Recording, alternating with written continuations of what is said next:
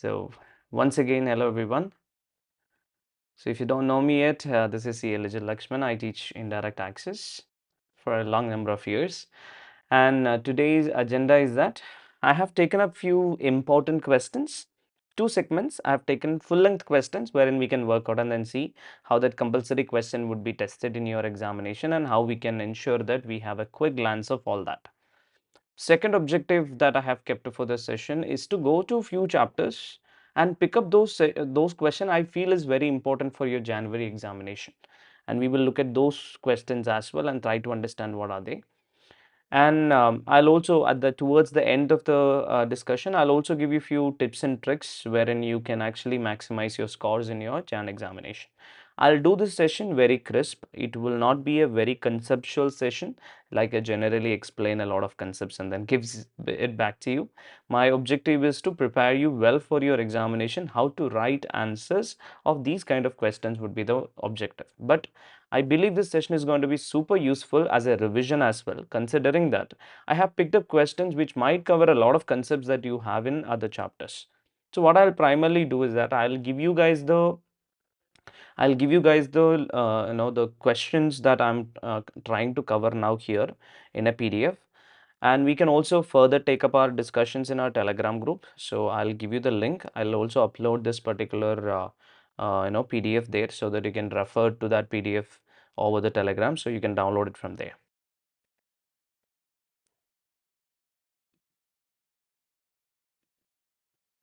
So I have taken the questions chapter by chapter, and primarily I'm looking at those bigger questions which I wanted to solve, so that we will have overall understanding of those big chapters. I don't want to look at those theory questions and things. That's something that you'll have to look at your end. Now let me take the first question. This question comes from value of supply chapter. In value of supply chapter, if you ask me, do I want, sir, give me one question that I need to work out the day before the exam so that I get overall clarity in all related topic in section 15, I would have told them that you work out single brother question and then you will get overall idea on how to solve value of supply question, right? So since our time is limited, I'm not working out the question. Otherwise, I am somebody who wish to write with you and then try to give you that kind of an understanding. But I can give you the formats and then how to solve. But I would rather discuss the questions here. Let me read the question. Let's read it together. This question is asking you to compute what is the taxable value. It also asks you to compute GST, but the main focus is on computing taxable value. And the section that we're going to apply here is section 15. I'm reading the question on a quick glance. The question says like this: Singhal Brothers, registered in Uttarakhand, has supplied 30 tons of chemicals of rupees 50,000 per ton to P of Uttarakhand on 8th September. The invoice for the supply has also been issued on the same date. Further, following additional amounts were also charged from Mr. P. One is freight 1,80,000, packing charges 1,10,000, weighing charges 20,000, cost of instruments specially purchased by Singhal Brothers to manufacture the chemical 3,10,000. As per the terms of the contract of supply, Singhal Brothers is required to get chemical inspected by an independent testing agency before delivery of the same to P. P has paid such inspection charges amounting to 12,000 directly to the testing agency. Singhal Brothers has also received 50 lakhs as a subsidy from state government for setting up chemical manufacturing plant in Uttarakhand. P is required to make payment within 15 days of supply in terms of the contract. However, P delayed the payment of consideration and made payment in November, thus paid 15,000 as interest. You are required to calculate GST liability in this case and due date of deposit. Assume the rate of GST to be 18%. Singhal Brothers and P are not related and price is the sole consideration for the supply. I hope you guys are reading the question with me so that you can solve it right after it. So this question is asking you to compute GST liability and due date. So it is also having a connection to time of supply provision. Now, when you get a question like this, what could be the marks range that you can have? It could be asked for about 6 to 8 marks, only that much. Okay, what I'm trying to tell you is that if at all this question had an option to ask for 10 marks, this could have been part of your compulsory question. Unfortunately, it is not like that. So this question could be part of, you have 4 questions, right? 5, 6, 7, 8. I have, out of that, 5 is compulsory, 6, 7, 8, you have to write 2 of them. It could be either part of 6th or 7th. This is that type of a question. In one of the sub question, they'll ask for 6 marks, right? It's a simple question to look at. It has computations also inside it. So first, to compute GST liability in this question, you need to compute what is the value of supply. Now, value of supply is computed under which section? Section 15. So what is the format of table that we need to have for computation of value? So to compute GST, you need value of supply to be computed. So to compute value of supply, you have a table like this, which is what? It's a 2-column table wherein you will have particulars, wherein you will write each of the item, and you will also have an amount column wherein you will write the item to be included or not included in value. So if at all this question was directly asking what is the net GST, I would have added GST columns also inside it. We didn't have that kind of a complication here, so we decided to compute the value only first. So 2-column table. So what do? Each item you look at and you decide whether it should be included, it should be part of the value or it should not be part of the value. The first sentence says that they have supplied, so Singhal Brothers is a supplier and P is the recipient, and Singhal Brothers has supplied what? 30 tons of chemicals at 50,000 per ton. So if it is 30 tons of chemicals at 50,000 per ton, we know that the transaction value would be 15 lakh. How did I get 15 lakh? 30 into 50,000 would be 15 lakh. So first item that I'll write would be price of the chemicals. Now, how do you write the notes? See, in this particular suggested answer, you would have find that note is written separately, but in value of supply question, I'll always suggest you to write the notes here itself. Okay. Why? Because it saves a lot of time. And how do you decide whether I should write the notes there or not? It will be primarily based on if you are having 5 columns. Say for example, if you have in the same question, if you have columns like CGST, SGST and IGST there itself, say here itself you have those things also, then I wouldn't suggest you to go ahead and then write the notes there, because then the column will become, that particular column will become too big in terms of the raw size, because you will have to write notes also inside it. Whenever that question is having only 2 columns, particulars a big column and an amount column, you write the working notes also inside itself, so that you can save time and you can save the space you can when you write. So when you write something like this, what is that you should quote? You should quote section 15 subsection 1. What it says? It says that transaction value, that is price paid or payable for the supply. Transaction value, price paid or payable for the supply, is what is subject to GST. So 15.1 says that transaction value is the price paid or payable, and you're saying that this particular customer needs to pay how much? 50,000 into 30 tons. So 15 lakh is the transaction value of the supply that is included in value, right? 15.1 says that. Then second one, then you will have to write about what are the additional things that should be for part of the value now.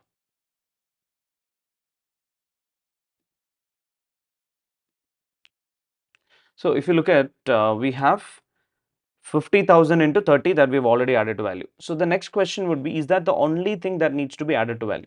Now, before we go ahead and then add additional items, we will have to look at few items in this sentence here. They said, the supply was made on 8th September and invoice is also made on 8th September. What is the meaning of supply and invoices being on the same date? We should understand the wordings that they have given in this particular question, that supply is made on 8th September and invoice is also made on 8th September, is to give you a hint that the time of supply for this main transaction should be 8th September. So this question is asking you to compute due date. If the time of supply happened to be 8th September, what will be the due date? Due date would be next month 20th. So that will be 20th of October. That should be the time of supply for the first due date of payment of taxes for the initial main supply, right? Why am I saying main supply? You will understand when you are reading something more later. So apart from this 15 lakh, they also collected, they're saying additional amounts are also charged from pre like this. What are the additional amount that is charged? Freight. Should this freight be included in the value? Yes, freight should be included in value. Now, what is the working note that we will write when you are including freight? Now, there are two working notes that you can write. One is 15 subsection 2 clause C. If you guys remember 15 2C, it says like this. It says that an incidental expenses incurred by the supplier in relation to supply till the goods are ready for delivery and charged to the recipient should be added to the value. What it says, if at all there is an expense that is incurred, okay, expense that is incurred by the supplier in relation to supply, and finally I collect that amount from the customer, I need to add it back to the value. Now, is that the working note that I'll write for this freight? There are two thought process to it. Say for example, if I have already engaged a GTA or some kind of a transporter and I spend some amount and I collect that from the customer, I will add it as under 15(2)(c). However, if nothing is mentioned, we will assume that the transportation is provided by Singhal Brother itself. If transportation is provided by Singhal Brother itself, it will become two separate supply. What is the supply? Main chemical is one supply and transportation is another supply. Now they are supplying these two together and they are collecting extra money for freight also, which means this will become what supply? It will become a composite supply. So if it is a composite supply, it will be included in the value of principal supply. What is the principal supply here? Goods. So we can assume that whenever you have freight in your question and they did not say that they have paid some amount to a third party, we will assume as if they are providing transportation as a service. So we will include freight under section 8. That's what you should remember. We should consider it to be a part of composite supply. Then packing charges, weighing charges, cost of instruments are collected from the customer. All of these packing charges, weighing charges, cost of instrument, all of these are considered to be what? Incidental expense. Will it be included in value? Yes. Here what is the section that we are going to put? 15 subsection 2 clause C, incidental expenses, we will add it to the value. Are you guys understanding so far? If you are understanding this, can I have a quick yes on the chat box please? I wanted to ensure that my pace and my explanation matches with all of you. Okay. Then, so what is that we have added? 15 lakh we have taken. Apart from 15 lakh, we have added 1,80,000, 1,10,000, 20,000, 3,10,000. Okay, all these amounts are to be included in value. Now I'm going to give you an exam tip. If something is asked in the question, you're very confused on whether it to be included or not, I would ask you to just include it if you're too much confused, because most of the cases it is to be included in value, right? But you need to write working notes. If you don't write working notes in this kind of a question, if it's a 6-mark question, you will only get 3 marks. So ensure that you write working notes for all of this. Then look at the next paragraph. As per the contract of supply, Singhal Brother is required to get chemical inspected by an independent testing agency before delivery of the same to P. So they are supposed to get an independent testing. Who paid for that? P has paid for inspection charges 12,000 directly to the testing agency. Should this 12,000 be part of value? Yes. Which section I should quote here? They're saying that as per section 15(2)(b). What is 15(2)(b) says? And incidental expenses, any expenses that you have, okay, if the direct third party payment is made by a recipient on behalf of supplier in relation to supply, you should add it back. So any incidental expenses paid by the customer directly, if the customer directly pays this incidental expenses, it will be included in value, and we will quote which section? 15(2)(b) as the reason why we are adding it back to the value. Then Singhal Brothers also received 50 lakh as subsidy from state government for setting up chemical manufacturing plant in Uttarakhand. The next question would be, should I include this in, should I reduce the subsidy from the value? We know that in 15, so which section is this? 15(2)(e) is what is talking about subsidy. And what it says, the wordings that is there in the section is like this: subsidy which are directly linked to the price. Subsidy which are directly linked to the price. When will I reduce it from the value? If it is received from government, will be reduced from value. Is it a government subsidy? Yes, it's state government subsidy. But is this subsidy directly linked to the price? No. What is that directly linked subsidy? Subsidies which are directly linked to the price means those subsidy which will reduce the price of the product. This subsidy is given by the state government to setting up a plant, to set up a factory, which is not a direct subsidy on the product. So we will ignore this kind of a indirect subsidies. So my suggestion, exam tip for you is that whenever the subsidy is not a direct subsidy, ignore it. Don't don't reduce, don't add, don't do anything. However, in your examination, when you're ignoring something, you will write that in the answer and put a dash and then ignore, and you write a working note so that you get marks for that as well, right? So you will ignore this. So what is the total that we have? See, so far from 15 lakh to till now, you have a total of 21,32,000. I suggest that you make a total of this if you're working out this kind of a question. Why? Because you read the next paragraph, you'll understand. So there is one more paragraph which says that P is required to make payment within 15 days of supply in terms of the contract. However, P delayed the payment of consideration and made payment in November, thus paid 15,000 as interest. Should this interest be included in the value? Yes, the answer is yes, interest should be included in value. Interest for delayed payment of consideration is part of the value. So you should add it up. However, if nothing is mentioned in the question, we will assume this interest alone is considered to be what? Inclusive of GST. This alone is considered to be inclusive of GST, which means as a part of value, we will not add 15,000. We will add what? 15,000 into 100 divided by 118. Why? They have given the rate of taxes. So this 15,000 is considered inclusive. So we will include only 12,712 and 2,088, right? 12,712, 2,288 will be considered to be the GST component inside it. With me? Now what happens? Whenever you have interest, we will always have to look at when did you collect the interest. Is the interest date also given? Yes, they said the interest is collected in November and the original supply happened to be in September. If the original supply is different from the interest date, we should always compute time of supply for interest as a separate time of supply, which means the tax on this interest amount alone will be paid in November. Why? Because 12 subsection 6 in your CGST Act. 12 subsection 2 is what we will apply for normally time of supply for goods, but 12.6 says that if you have a delayed payment interest late fee penalty if you receive and your consideration is enhanced, your time of supply for such enhanced consideration would be the date of payment of such interest late fee and penalty. So here the time of supply would be November. So which means that the amount up to 21 lakh 32,000 up to 21 lakh 32,000, what will be the due date? The due date happened to be 20th of October. For the interest amount GST, which is 2,288, what will be the time of supply? It will be November under 12.6 and the due date will be 20th of December. So you'll have to compute the liability separately now. Now, if you include this 12,712, the total value will become 21,44,712. However, up for this particular amount, to compute GST, we'll have to compute it separately because the due date is different. We will first compute on 21,32,000 what will be the CGST, SGST and what will be the liability, which month liability this would be? September month. And November month we will have one more liability, that is 12,712. 9% will be, and all of them are considered to be intrastate supply that they have given. Why? Because in this particular question, if you look at the supplier is also in Uttarakhand, customer is also in Uttarakhand, so it is an intrastate supply. 9% CGST, SGST would be applied in this case. Are you guys understanding this? Is this clear?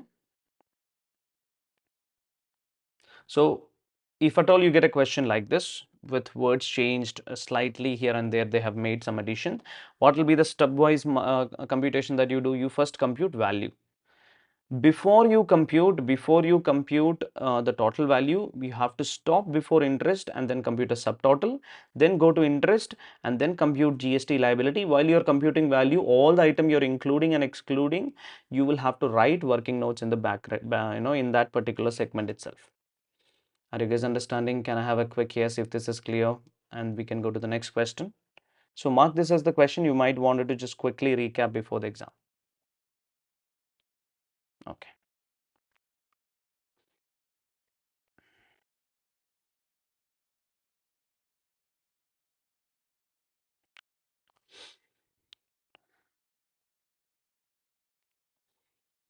Okay, so let's move to question number 2. Now, even the first question that we have referred was primarily covering, I'll write the topic also. The concept that we are trying to test is section 15 here. So this comes when value of supply. Your chapter 8 is what we are trying to cover. Sorry, chapter 7 is what we are trying to cover. This question has a combination of exemption plus ITC. Okay, a little bit of charge also. This question is capable of being tested as a compulsory question also because it has all those topics being tested here. So they can ask you this for 10 marks as well, right? That kind of a question it is. Now let's go ahead and then look at how they will do. And whenever you get a 10-mark compulsory question, you should always remember that you have to go and refer to the statutory updates. Whatever statutory updates that was already uploaded for September, the same is applicable for Jan, nothing new, but I'll always recommend, you can go to, I've also uploaded a, amendment video in the YouTube. You can always look at that if you want a little more clarity on statutory updates, but they'll ask you one. So that is one way in which you can actually maximize your score. They will ask in the compulsory question, one amendments that will be included for sure. Okay, let's go without much of an ado. Let's move to the second question. I'll read the question, as and when you read, you give me answers for each of the part. Surya is engaged in providing banquet of goods and services, which means they're providing multiple goods and services. It is registered in Jaipur, Rajasthan. It provides following information for the month of Jan. What are they? Number one, organized business exhibition in Gujarat for Jignesh Industries registered in Surat, Gujarat, which is for 20 lakh. Provided accommodation services to CA students originally from outside Rajasthan in a hostel, Surya Homes, owned by it. Surya Homes is located in Jaipur, Rajasthan. Hostel accommodation charges are 22,000 per student per month. As per agreement, minimum period of stay of the student hostel is 4 months. 3. Performed Carnatic music to promote brand of ready-made garments, Wrigley Garments, registered in Udaipur, Rajasthan. Intrastate services provided by business correspondent of business correspondent of Money Money Bank, registered in Rajasthan with respect to accounts of its Jaipur city branch. Rented a commercial property in Jaipur, Rajasthan to Ganga Limited, a supplier of goods and services registered in Jodhpur, Rajasthan. Surya is director of Ganga Limited. Number 6, sponsored a business summit organized in Bikaner, Rajasthan by Associated Chamber of Commerce and paid sponsorship fee of 5 lakh to Associated Chamber of Commerce registered in Jaipur, Rajasthan. Received the service of transportation of goods by road from Sidhu Transporters, an unregistered goods transportation agency of Jodhpur, Rajasthan, 2 lakh. Taken cars on rental basis from Ajay Limited, registered in Jodhpur, Rajasthan, which is used in the course of providing taxi services, which is 1,50,000. Notes number 1, rate of CGST, SGST, IGST are 9%, 9%, 18% respectively for both inward and outward supply of goods and services, except the cars rental services and transportation of goods by GTA, on which the rate of CGST, SGST, IGST are 2.5, 2.55% respectively. All the amounts given above are exclusive of taxes wherever applicable. There was no opening balance of ITC for the relevant period. From the information given above, you are required to compute minimum net GST liability payable in cash, that is CGST, SGST or IGST, as the case may be, for the month of January for Surya. Okay, this is the question.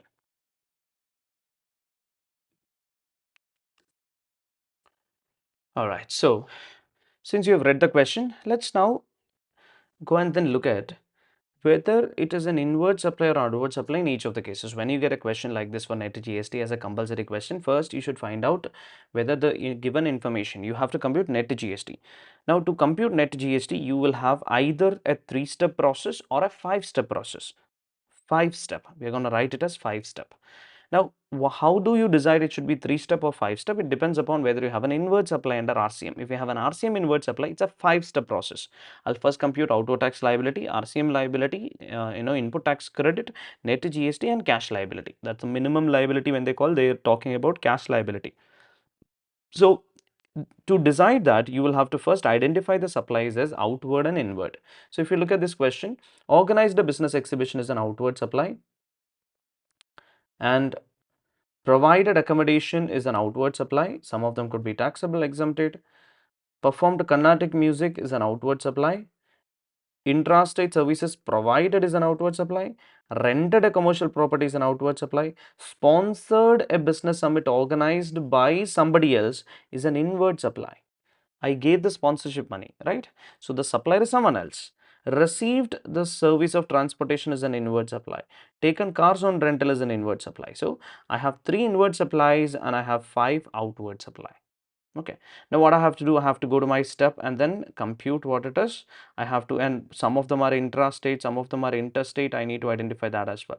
Where are they located in? Surya is located in Jaipur, Rajasthan. Supplier is in Rajasthan. And Organizing a business exhibition in Gujarat for Jignesh Industries registered in Surat. So we will have to also apply place of supply provision to decide inter. That also can be tested in your exam. Sometimes that reference needs to be given. So shall we go ahead and then look at how to write the answer for this particular question? Okay, so what is that you're computing? So we will need to write first the heading. What is that you're computing? What is that you're computing here? You're computing what is the minimum net GST liability payable in cash for whom? For January for Surya. Okay, let's go ahead and then write that.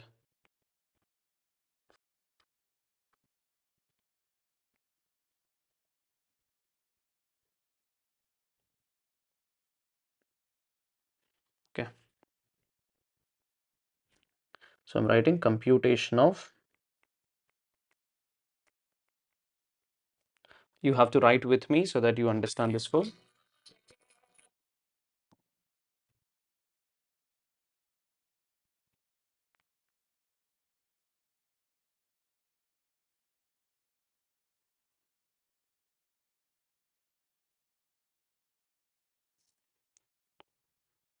Okay.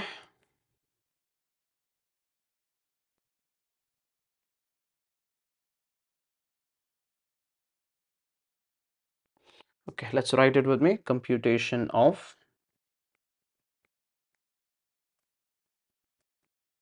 net GST payable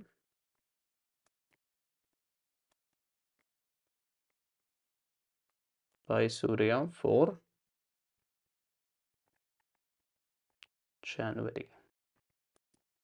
You have to write it with me.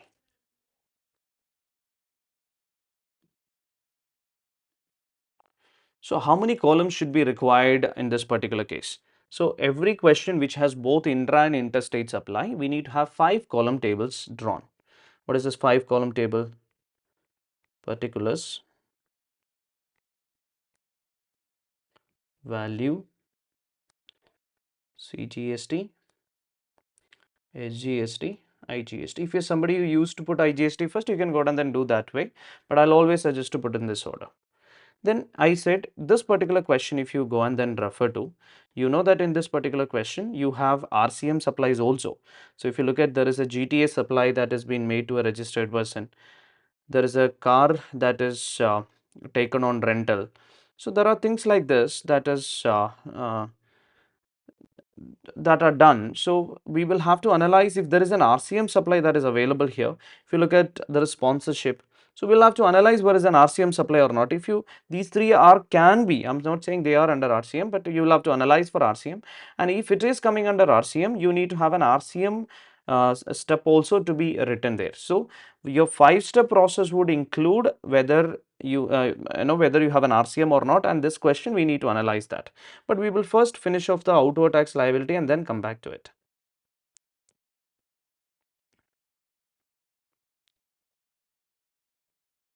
Okay, so your part A, I said like 5-step process, right? In that part A would always be outward tax liability computation. So we'll write a sub computation, computation of outward tax liability. Because in your most question, your outward tax liability will contain your sub question. There will be a stepwise marks if you finish this correctly itself. So what we will do, you will go back and then you rewrite each of the item. What are the outward supply you have? You have 5 outward supply. In outward supply, your primary decision maker would be, generally 3 things are tested in outward supply computation. One, whether it is taxable or exempted. So they'll give you something exempted, something taxable, right? So you'll have to decide that. That's one thing that will be complicating your outward supply. Second, they will give you something on time of supply. Something might not be this month liability, might be next month liability or previous month liability. That is the second complication they can add there. So you need to have some clarity in time of supply.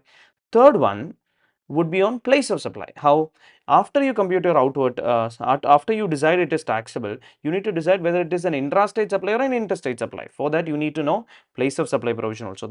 These are the 3 things that might be complicated here. So we don't need to rewrite the entire item here. We will write only what is required here. We will write only what is required. Okay. So let's look at the first one, organized business exhibition. So business exhibition in Gujarat. That's your first point. Right. So we will rewrite point number 1. One of your supplies, business exhibition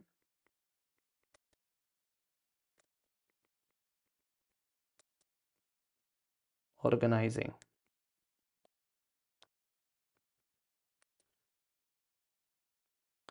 So first of all, is it taxable or exempted? Organizer to a business exhibition is exempted only if that business exhibition is happening outside India. There is an exemption notification that we have there.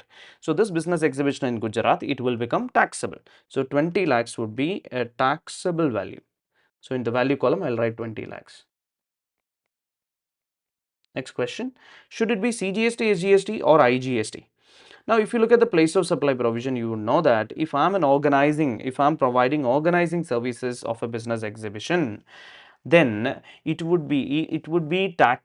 place of supply would be determined under 12 subsection 7, and 12 subsection 7 says if it is B2B, is this provided to another registered person? Yes, it is B2B. So what will be the place of supply? It will be location of the recipient. They are registered where? In Gujarat. So if the recipient is registered in Gujarat, so place of supply would be Gujarat. What is the location of supplier? They are located in Rajasthan. So it will become what supply? It will become interstate supply. This is how you should make the decision. So what is the GST rate that is applicable? They said GST rate is 9, 9 and 18 except for what? Car rental and transportation, which will be at 5%. So this will be 18% IGST that is applicable, right? So I will go to IGST column and then write 20 lakhs into 18% would be how much? I want you to tell me the numbers so that I can quickly fill it up. 3,60,000. Point number 2. Is the first point clear? If the first point is clear, can I have a quick yes on the chat box, please? Second point. Let's look at the second point. Accommodation services to CA students. Let's write accommodation services to CA students. That's a second service.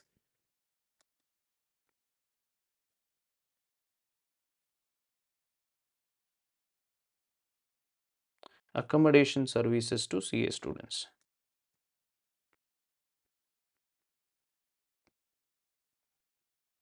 Where is the accommodation service is being provided?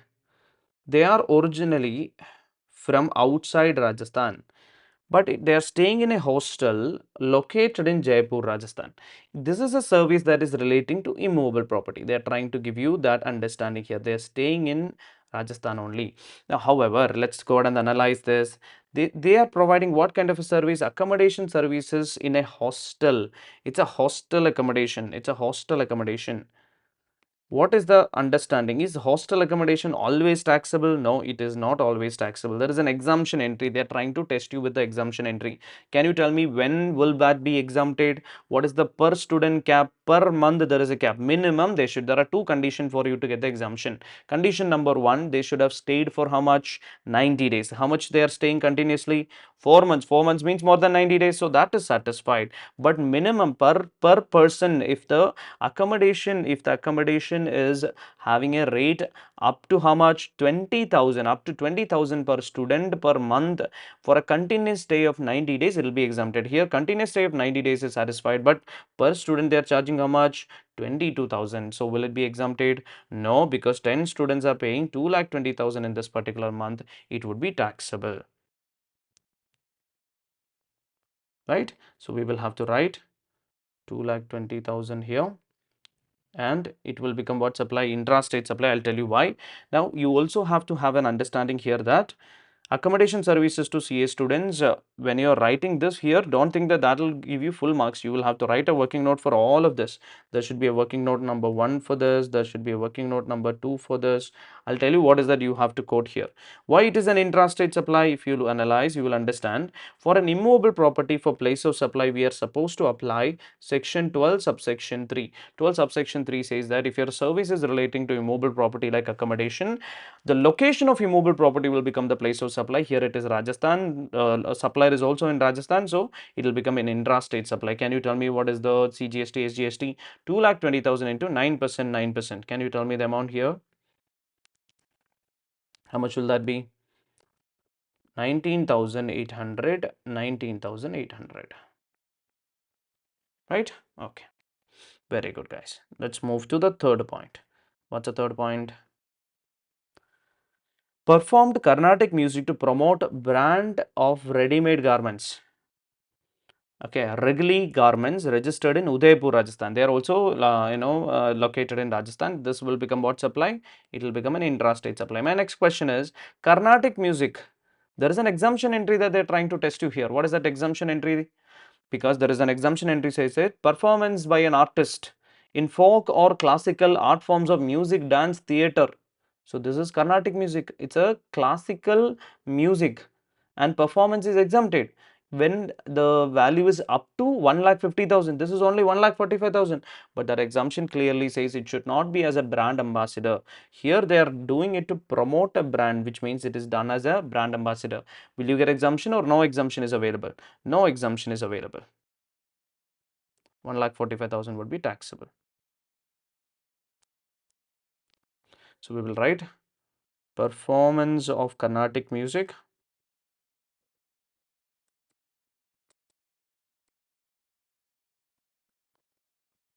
we should write a working note on this as to promote brand.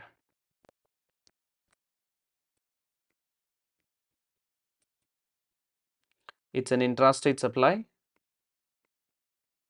So 1,45,000 into 9%. 9% would be how much? Can you tell me the amount?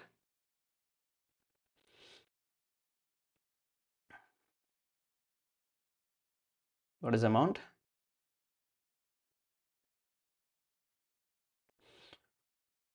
13,050. 13,050. Right?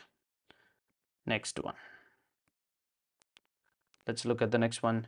Intrastate services provided as business correspondent. Okay.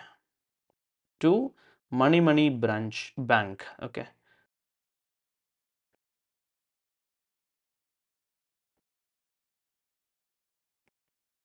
Business correspondent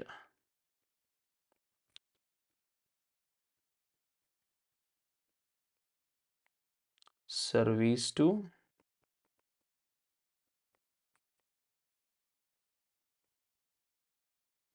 Money bank.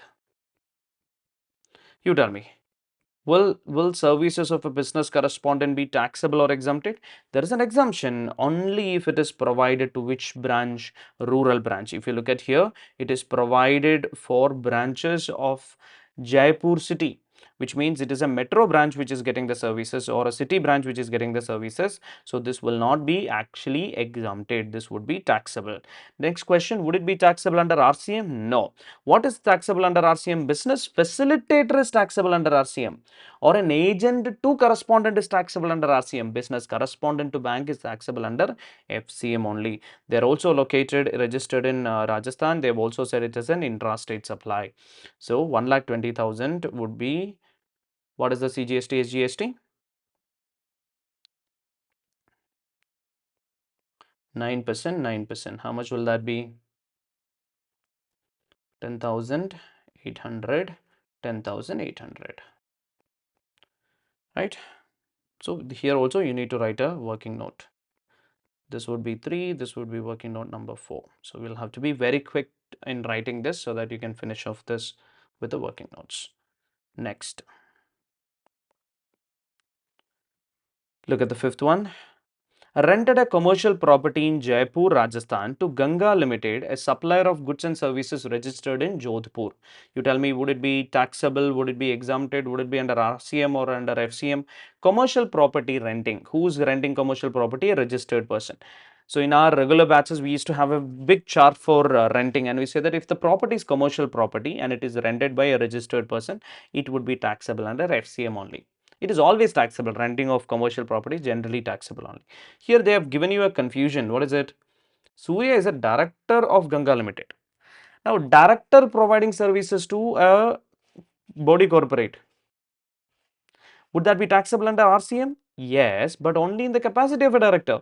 Is this in the capacity of a director? No, I have given an example clearly there in our regular notes. If you remember, I've written in brackets and said, like, see, if it is renting of commercial property, anything in personal capacity, like renting of commercial property, exact word I would used, will be taxable under FCM only. So renting commercial property would be taxable under FCM. Where is that property? In Rajasthan. Okay. Renting of commercial property to Ganga Limited. You need to write a working note. So this is a 10-mark question.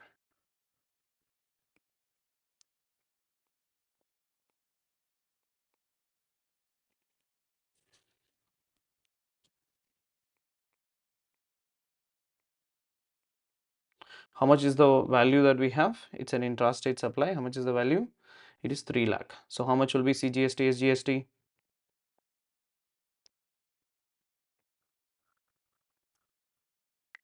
27,000, 27,000. Can you tell me, is there any other outward supply? No. So we will total up the outward supply here. So we'll write total outward tax liability. This will carry the marks if you have the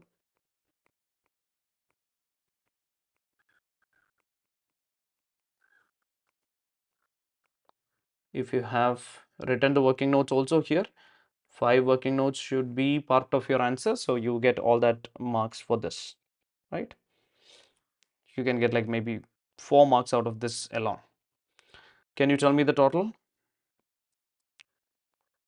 What will be the outward tax supply total?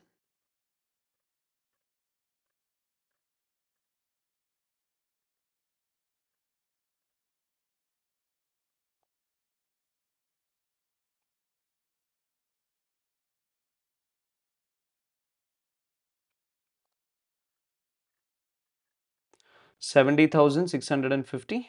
Okay. 70,650 is the CGST total, SGST total also.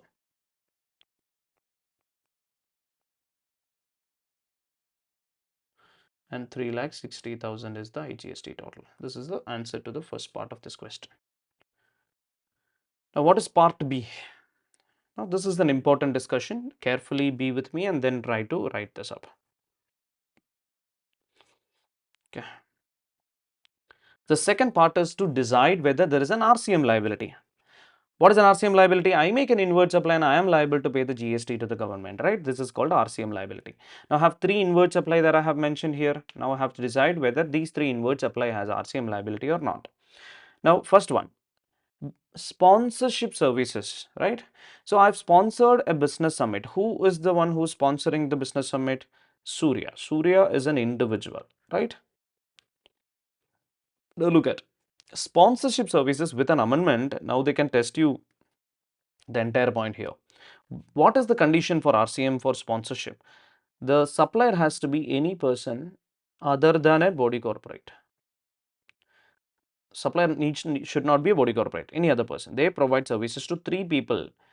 What's per service? Sponsorship services to 3 people would be under RCM. One is body corporate. Second, partnership. Third, LLP. Only these 3 people as a recipient would be under RCM. Here, who's providing the sponsorship service? Associated Chamber of Commerce. Doesn't matter, any person. They are not body corporate, so it's okay. Registered person only. They are providing sponsorship services to whom? To Surya, and Surya is paying the money.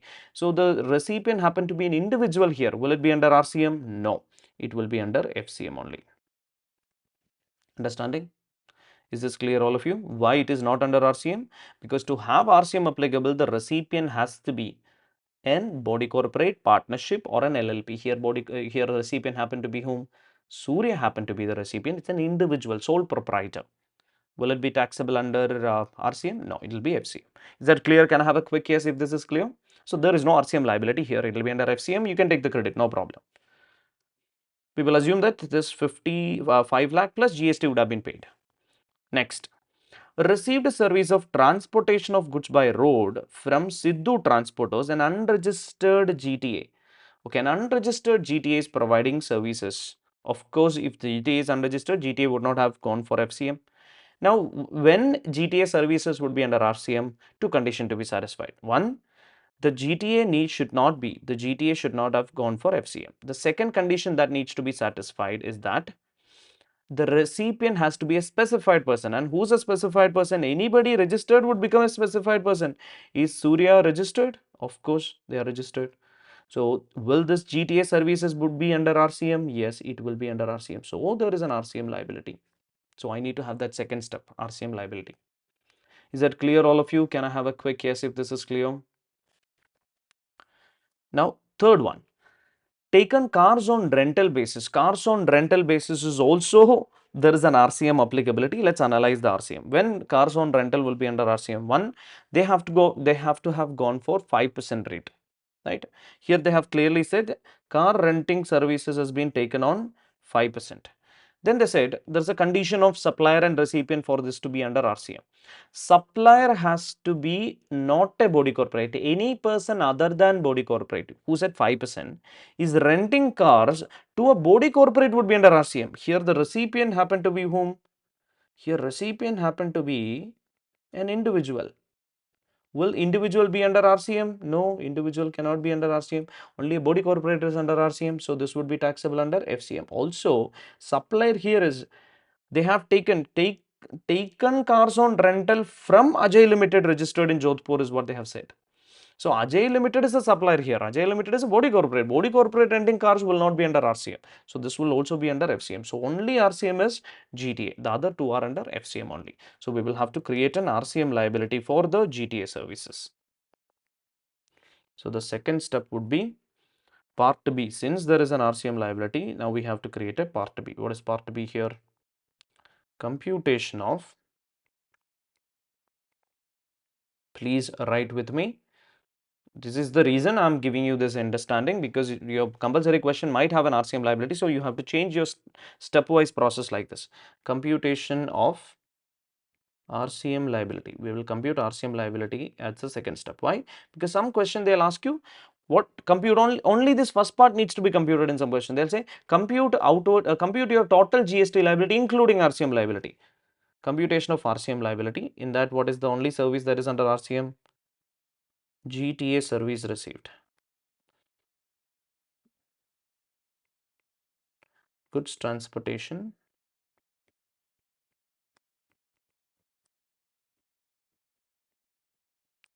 received from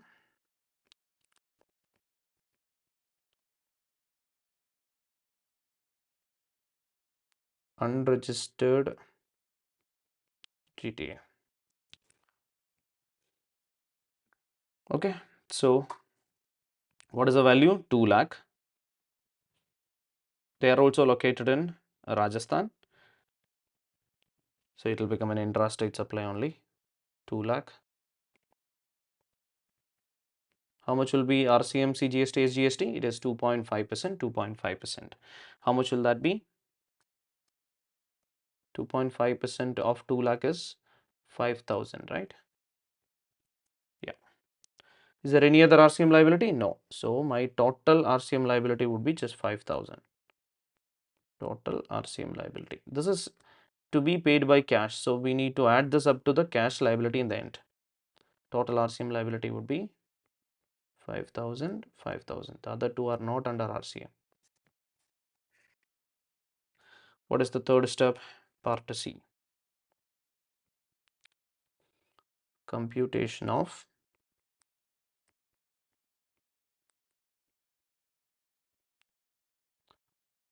ITC eligible. Okay, so what are the inward supply? I have 3 inward supply. Am I eligible for ITC in all the 3? Yes, there is no blocking of ITC. One is sponsorship services received. Okay, sponsored a business summit. Can I take ITC on the same? Yes. I need to write working note. Why it's not under RCM?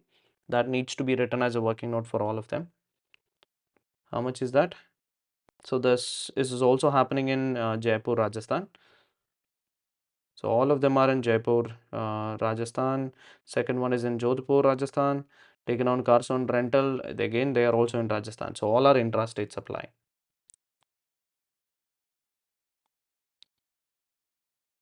Sponsorship fee is 5 lakh.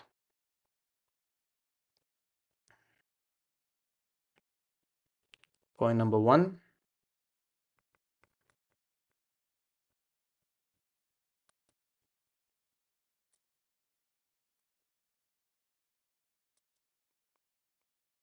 We'll have to write working note why it is not under RCM.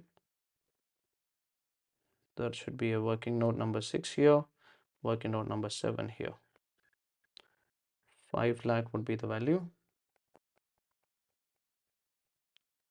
Sponsorship is taxed under 9%, 9%. So how much will that be? 45,000, 45,000. Number 2, can I take the input tax credit of GTA services? Yes, after paying tax under RCM, can I take the input tax credit of the taxes? Yes, you have to pay by cash and then you will take the credit again. So how much will that be? Value was 2 lakh. So you will take the credit of 5,000, 5,000. Third one, taken cars on rental. This is an important point. Your suggested answer was wrong in ICAI. This is an ICAI question. So I have modified the question to make the answer correct. Look at this. Can you take input tax credit on cars on rental? You cannot take input tax credit. Why? Because 17.5b, it's a blocked credit. If you are taking cars which are less than 13%, if you take cars on rental, that rental that you've paid will not be available as input tax credit. Transportation of passengers service, if you have availed, you can take the input tax credit. But if you are taking leasing, hiring, renting of motor vehicle, vessel or aircraft, purchase of which is blocked for renting, leasing, hiring also. So if I'm taking less than 13% vehicle, if I purchase, I can't take credit. If I'm taking the same vehicle on rent, I cannot take the credit. But in your ICA, they have taken the credit. So to match that up, I have modified the question like this. I said, I'm using these cars I have taken on rental to provide taxi service. There are 3 exceptions to the block to credit, wherein they are saying if you are either selling the car, or you are a dealer of cars, or you are somebody who is providing taxi service or running a driving school, and you take cars on rental, or you're providing cars on rental as an outward supply, you can take the input tax credit. To match it up, I said, see, cars are taken on rental from Lijil Limited, and it is at what rate? 2.5, 2.55%. This is taken on rent from Lijil Limited, but this is being used as a taxi now, so for which you will now be able to take input tax credit. Are you guys understanding why am I going to take the input tax credit here? If this particular, whatever I have highlighted that it is used for taxi service is not there in this question, then what you should do? You should have written blocked credit as a blocked credit as a reason. This is one of the exam questions that we had. Yeah, so you should have written blocked credit as a reason, but now since it is used for taxi service, I should be able to take it up. It's not ICA material question, but it is from one of the ICA exams. Okay, so since used taxi, I can take the credit. How much is it? Now you look at the tax rate is different here. The tax rate happened to be 2.5, 2.5. It's an intrastate supply, 1,50,000. Can you tell me the credit that I'll take here? 1,50,000.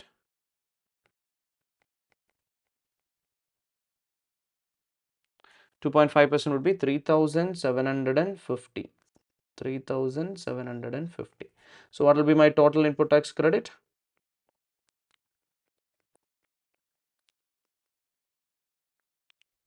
Total input tax credit would be how much? 53,750. This is the total ITC that I have, right?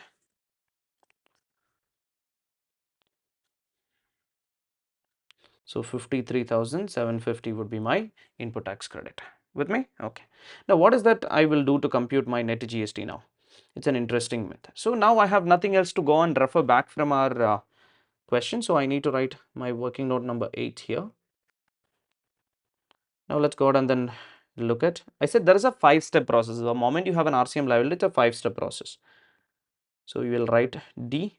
So you have written A, B, C. First is auto tax liability, second is RCM liability, third is ITC eligible, fourth is net GST payable. So fourth would be computation of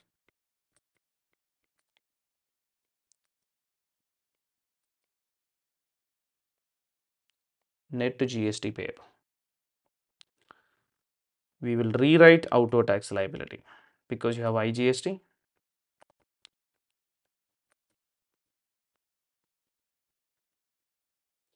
What is your outward tax liability?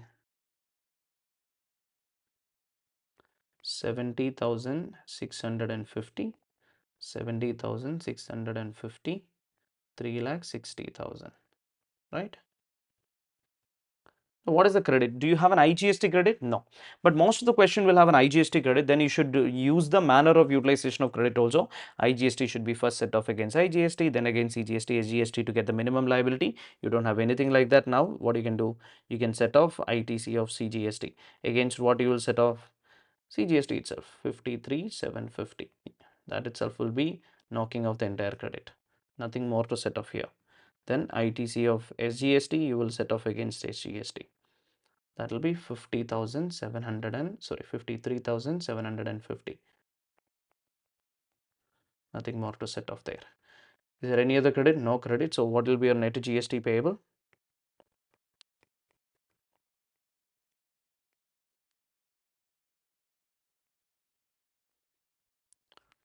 How much will that be? Net GST payable by cash.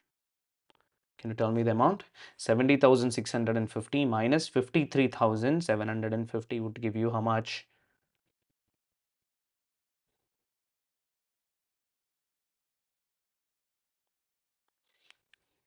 What is the amount? 16,900.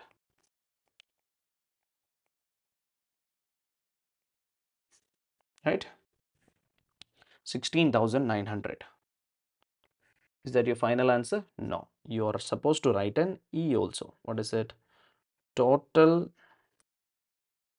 cash liability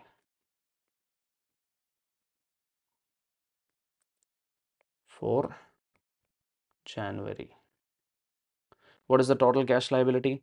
Apart from the 6,900, you also have to pay cash liability of what? Your RCM by cash. So what will be the answer? This would be your part B plus your part D. This will give you total cash liability. How much will that be? 16,900 plus 5,000, which will be 21,900. This would have been the, sorry, here it is 3,60,000. Yeah? 3,60,000. This would have been the cash liability. Is that clear, all of you?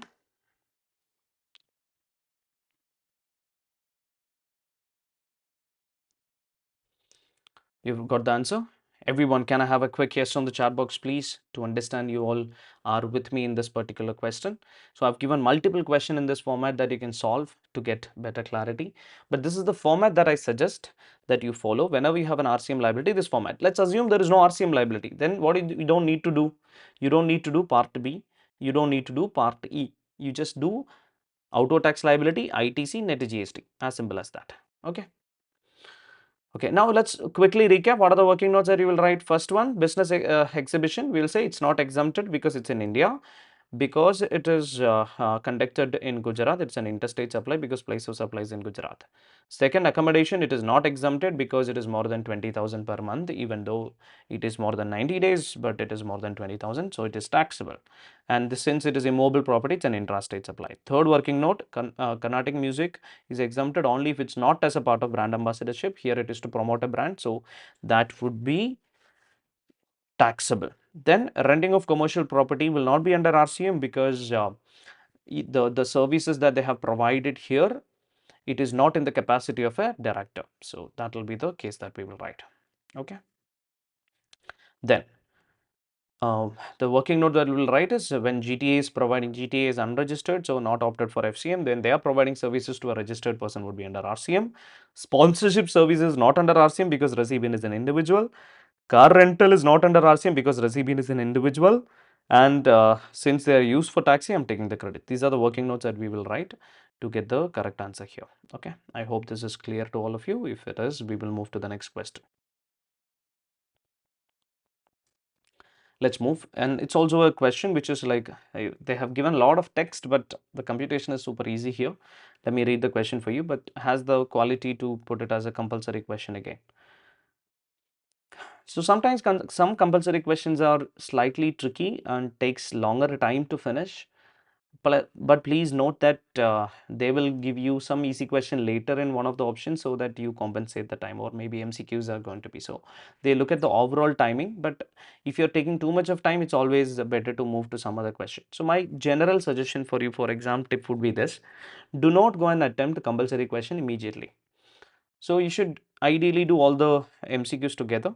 After you do the MCQs, like income tax and GST, MCQ you do together, 30 marks, that's done, right? You keep it. So almost like 45 minutes to 1 hour is over for your exam by the time you do 30 marks of MCQ. MCQ itself, you read the question and then read the paragraph first. Then you go to the next question, right? And you either choose GST or income tax based on which one you find is easier. You take that next. Then you suppose you have taken GST. Don't do that question number 5 immediately. Instead, do 6 or 7 or 8, which one you find the easiest. Then you write the compulsory question. So first one option, then compulsory, then the second option. This is how you should write the descriptive answers. Let's read question number 3 here. Consulty Service Pvt Ltd, a company registered under GST in Mumbai, Maharashtra, offers business consultancy and digital marketing and project management services across India. Company recorded the following transaction in October. Consultancy services for market analysis. Provide a consultancy service for market analysis to XYZ Limited, a registered client in Chennai, Tamil Nadu, interstate for 4,50,000. Additionally, the company paid an amount of 4,500 as professional taxes applicable in the state of Maharashtra as per the requirement of local state legislation. Amount of professional taxes was recovered separately from XYZ Limited. What is it they're asking you to compute? Look at the last part of it. They're asking you what is the total value of supply, output tax payable by the company, net GST payable in cash. They're asking you very similar things that we have computed so far. They're saying all transactions are interstate unless specifically given. So nothing is given, we will assume everything to be interstate. Look at the first supply. They are providing consultancy services. What will be the value of this consultancy service? Will it be 4,50,000 or will it be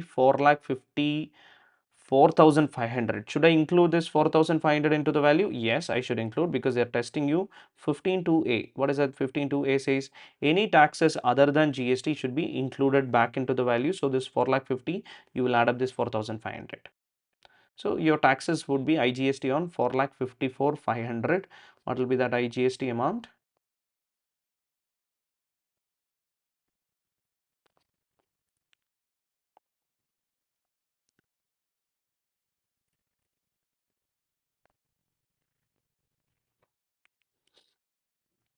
Okay, maybe the total they are computing it, but the value here will be 4,54,500. I hope that is clear to all of you.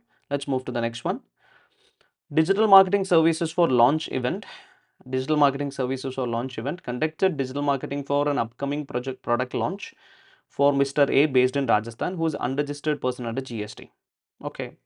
Agreed fee for the service is 3 lakh. Out of the agreed fee, an amount of 25,000 is incurred by Mr. A. So the customer itself has directly paid 25,000. Company was liable to pay the same in relation to the supply, and net payment received by the company was 2,75,000. How much will be the value here? Can you tell me? I have already explained this in the earlier question. It would be 3 lakh itself. Why? This 25,000 that is paid directly would be under 15.2b. It is a direct third party payment by recipient Mr. A on behalf of the supplier, because this was supposed to be paid by the company. So this 15.2b payment will anyway be part of the value. So here I have to add what as value? 3 lakh itself as value. Is that clear, all of you? Okay. Now look at the third one.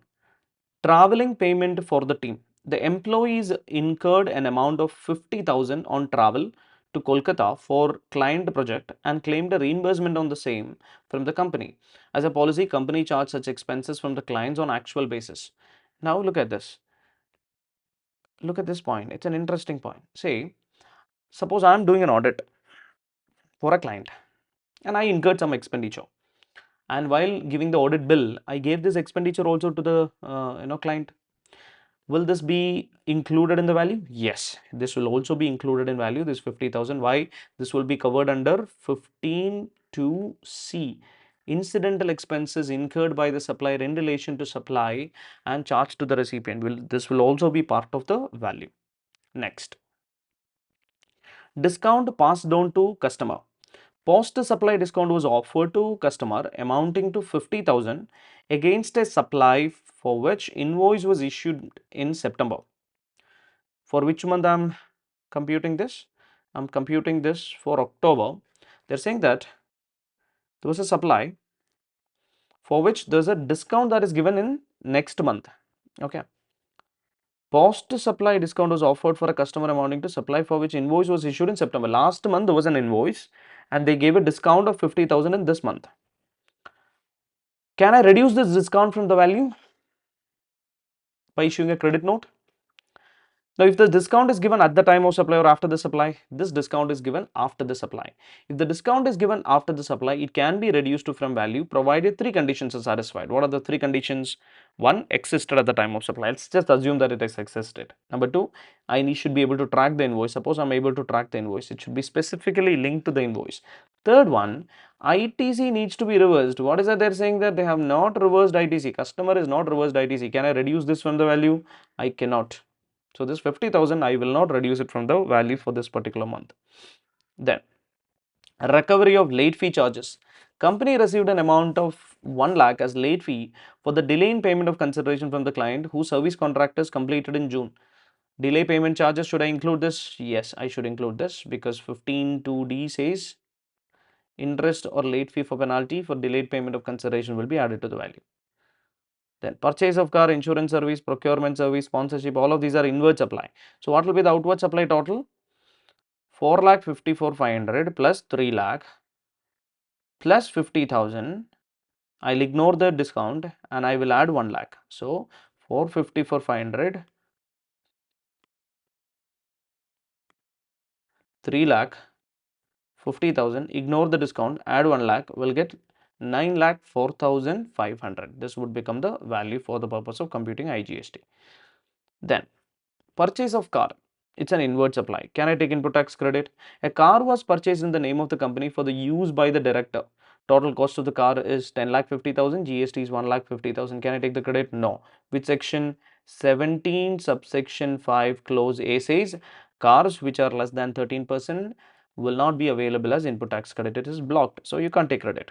Company paid insurance for the above new car amounting to 25,000. Can I take input tax credit? No. I cannot take any ITC here also. Why I cannot take an ITC? There is section 17(5)(ab). What says?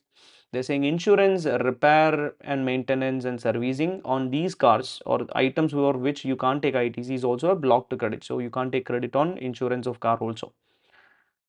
Next, procurement of services. So what you have to do, you have to compute B, second part, computation of ITC eligible. There is no RCM here, so it will be a three-step process, very simple three-step process. Computation of outward tax liability, computation of input tax credit. Out of that first two item we will write and we will write that it is blocked. Procurement of services. Company received interstate supply of services used for business purpose on which GST paid was 45,000. The said credit was not restricted under any provisions of the law. So what is that I can take? Interstate supply of services used for business purpose. GST was 45,000. I can take in 45,000 input tax credit. Company sponsored an event wherein it paid an amount of 2 lakh to event organizer, right? 2 lakh was paid to event organizer for sponsorship of an event, right? Now, who is the supplier here? Consulty Service Pvt Ltd. It's a very interesting point. Now, you have to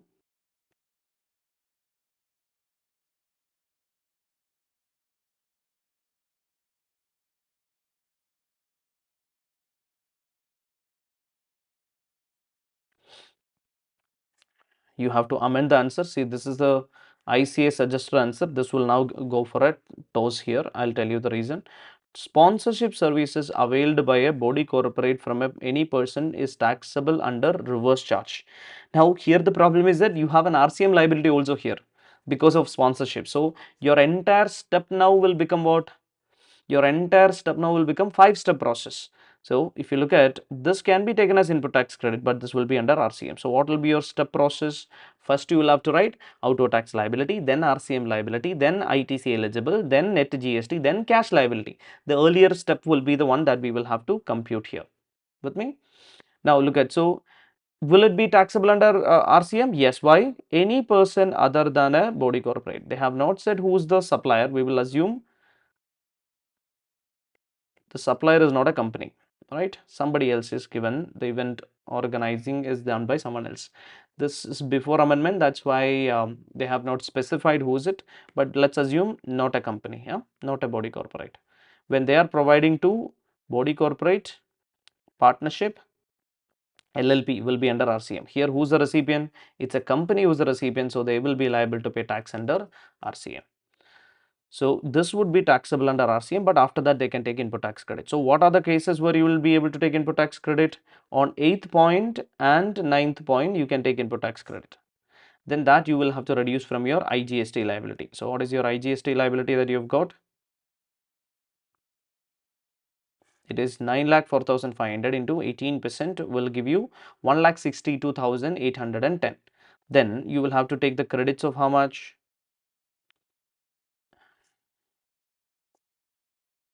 So we are taking everything to be what? Interstate supply. So you have 45,000 credit here, and on 2 lakh you will have a credit of 36,000, right? 45,000 plus 36,000 will give you a credit of 81,000. So 81,000 you reduce. Your net GST would be 81,810. However, you will have to add back your RCM liability, which is 36,000. Your cash liability would be 1,17,810. Even though you are finding this format to be very different because I have copy pasted ICAI's answer, I'm suggesting that any question you get wherein you will have to compute any of this, auto tax liability, total value of supply, net GST, all of this, you will follow what step? Your 5-step process I just taught you. You follow that. That will be more than enough for you to solve, right? Are you guys clear on this particular question? Is there any point that you want me to go back and then discuss once again? If it is clear, can I have a quick thumbs up or yes on the chat box?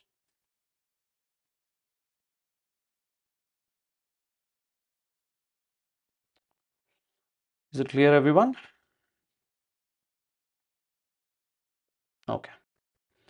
Let's move to the next question.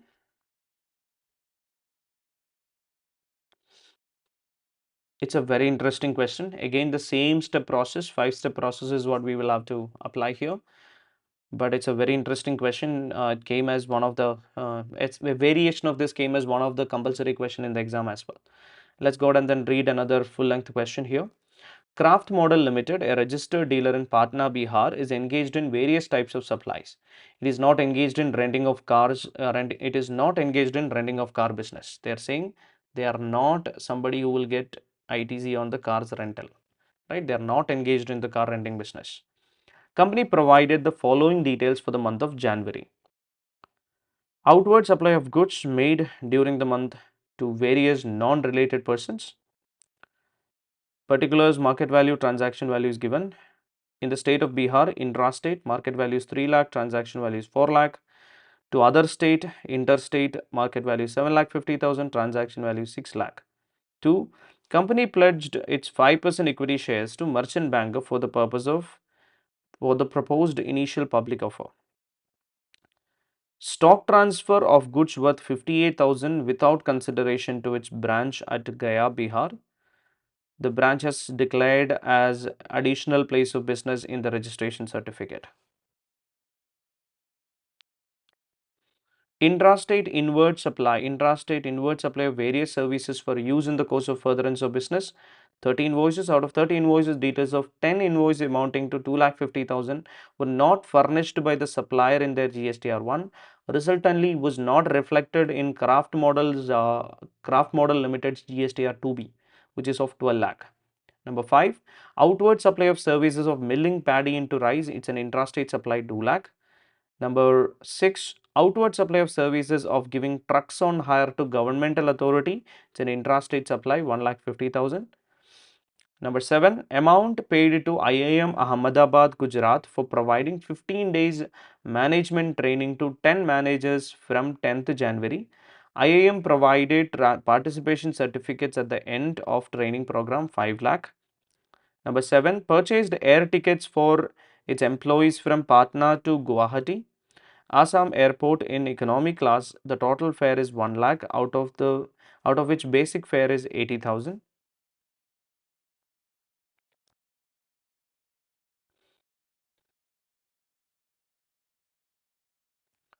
Additional information, all the amounts given above are exclusive of taxes wherever applicable. During the course of arranging and filing documents, accountant of craft model observed that an invoice for 30,000 excluding taxes dated 2nd December 2023 was omitted to be recorded in the books of accounts and no payment was made against the same till end of January.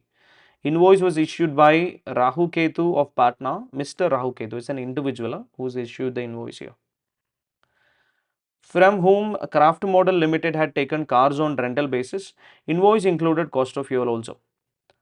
Regarding pledging of shares, the face value of shares is 5 lakh, market value of shares is 8 lakh.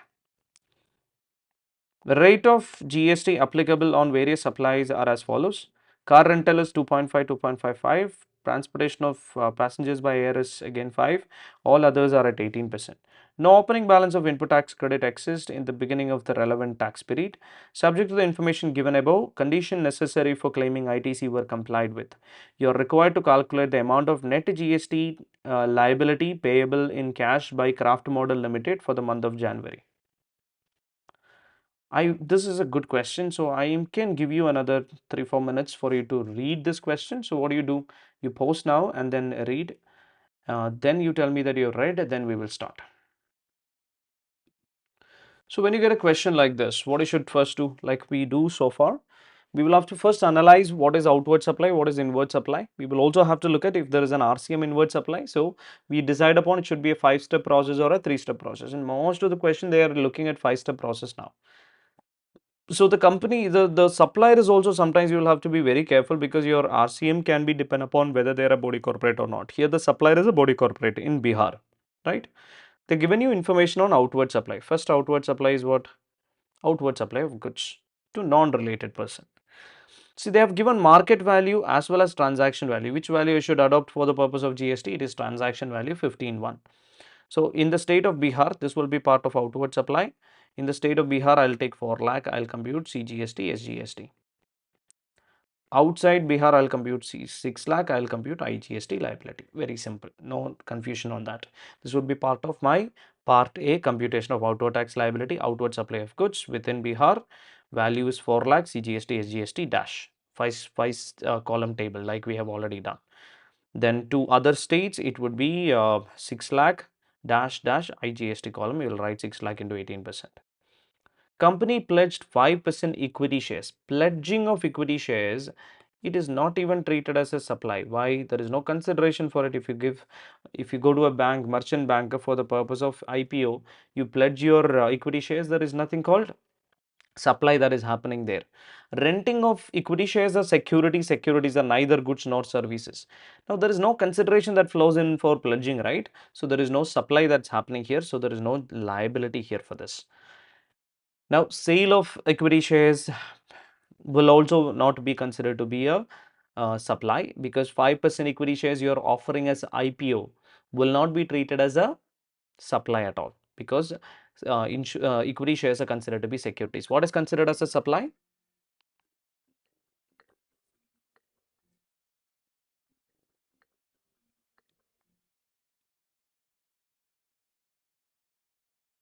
What is considered as a supply? Only two things relating to securities would be considered as a supply. Number one, that would be renting of equity shares could be considered to be supply, right? Security lending.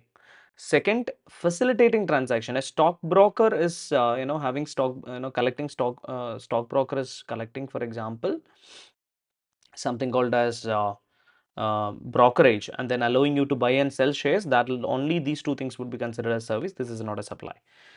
Third one, stock transfer of stock transfer of goods worth 58,000 without consideration. So they are trying to test you schedule 1 here. Okay. Schedule 1 says that stock transfer will become a supply even without consideration provided it is to a distinct person. Now we have to check whether it is made to a distinct person or not. If you look at it is made to its branch at Gaya, Bihar. Branch has been declared as additional place of business. What do you mean by additional place of business? It's not a separate registration. Under the same registration in the same state I have declared something as additional place of business. Will it be considered to be a distinct person? No.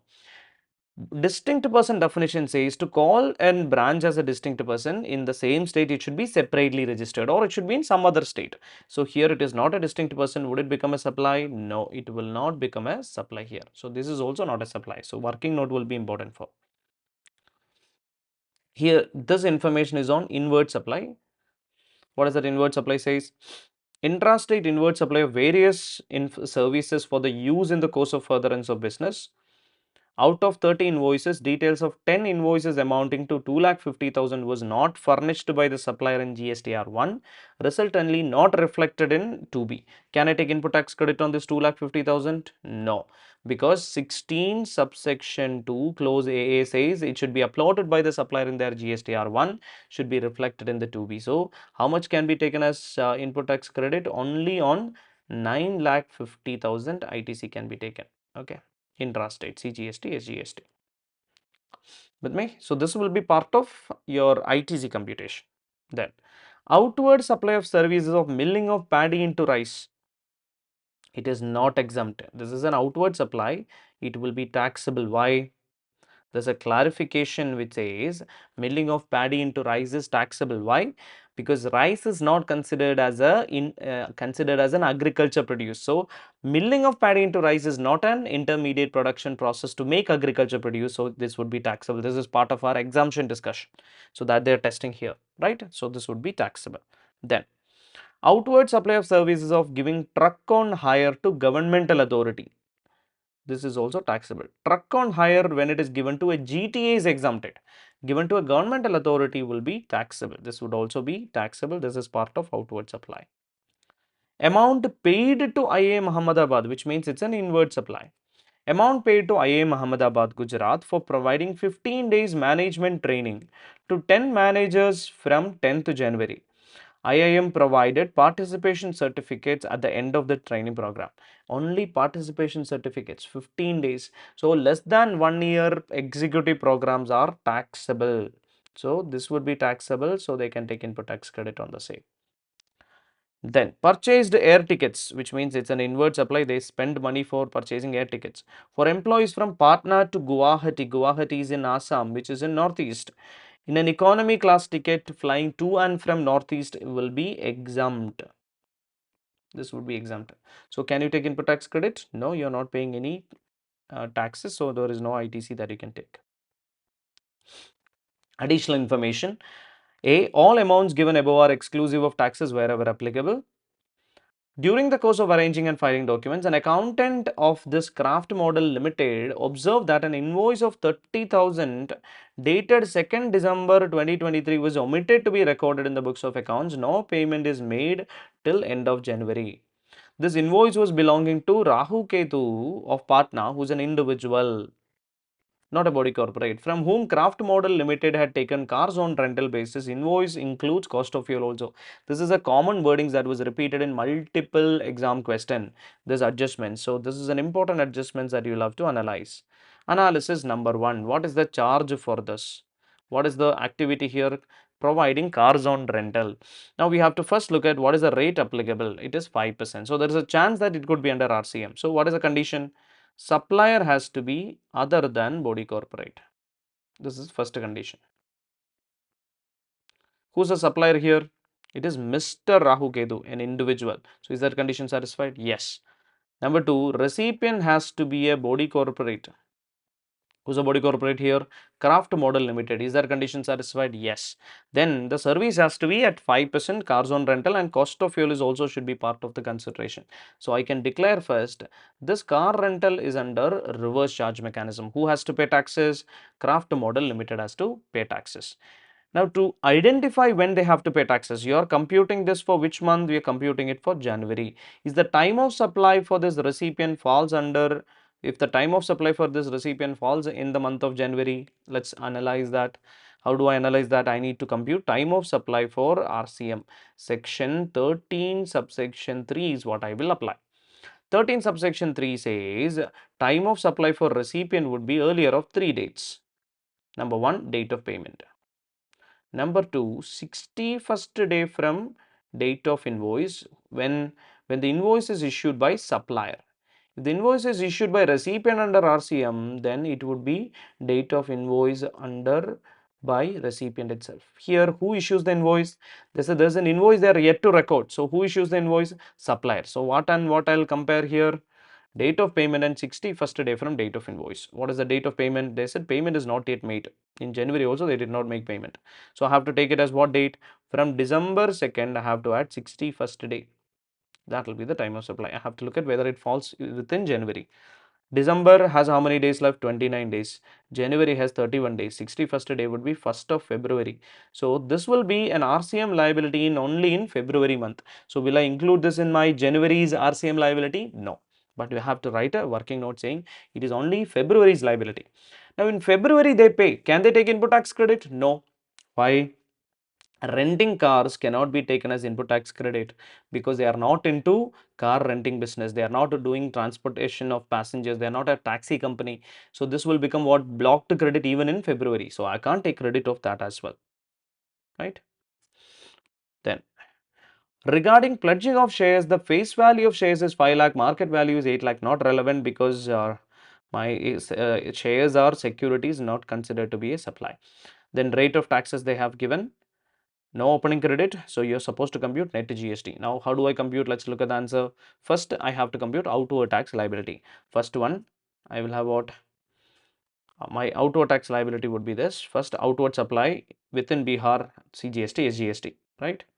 On what?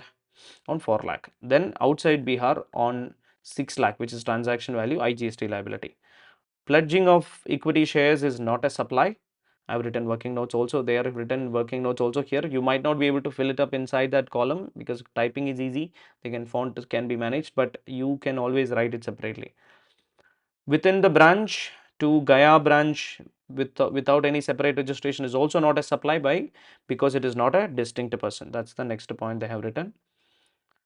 Milling of paddy into rice is a supply because it is not exempted.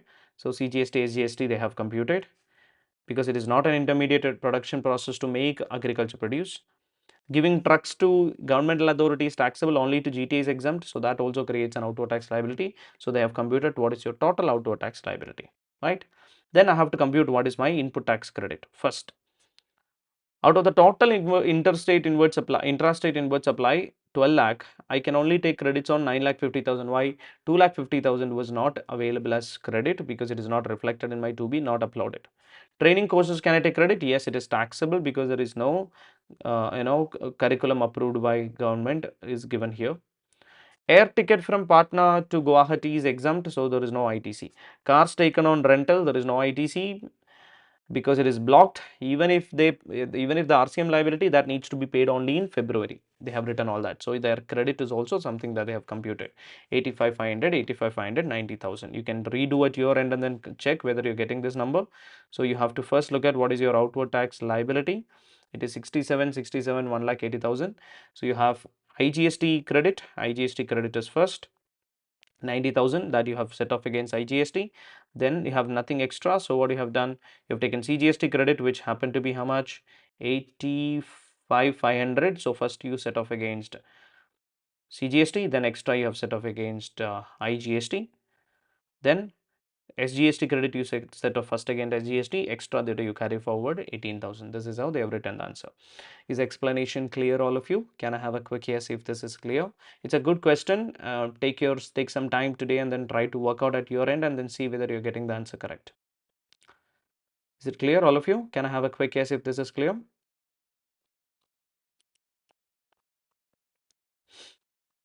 Okay. Next question is on section 18. It's an interesting question.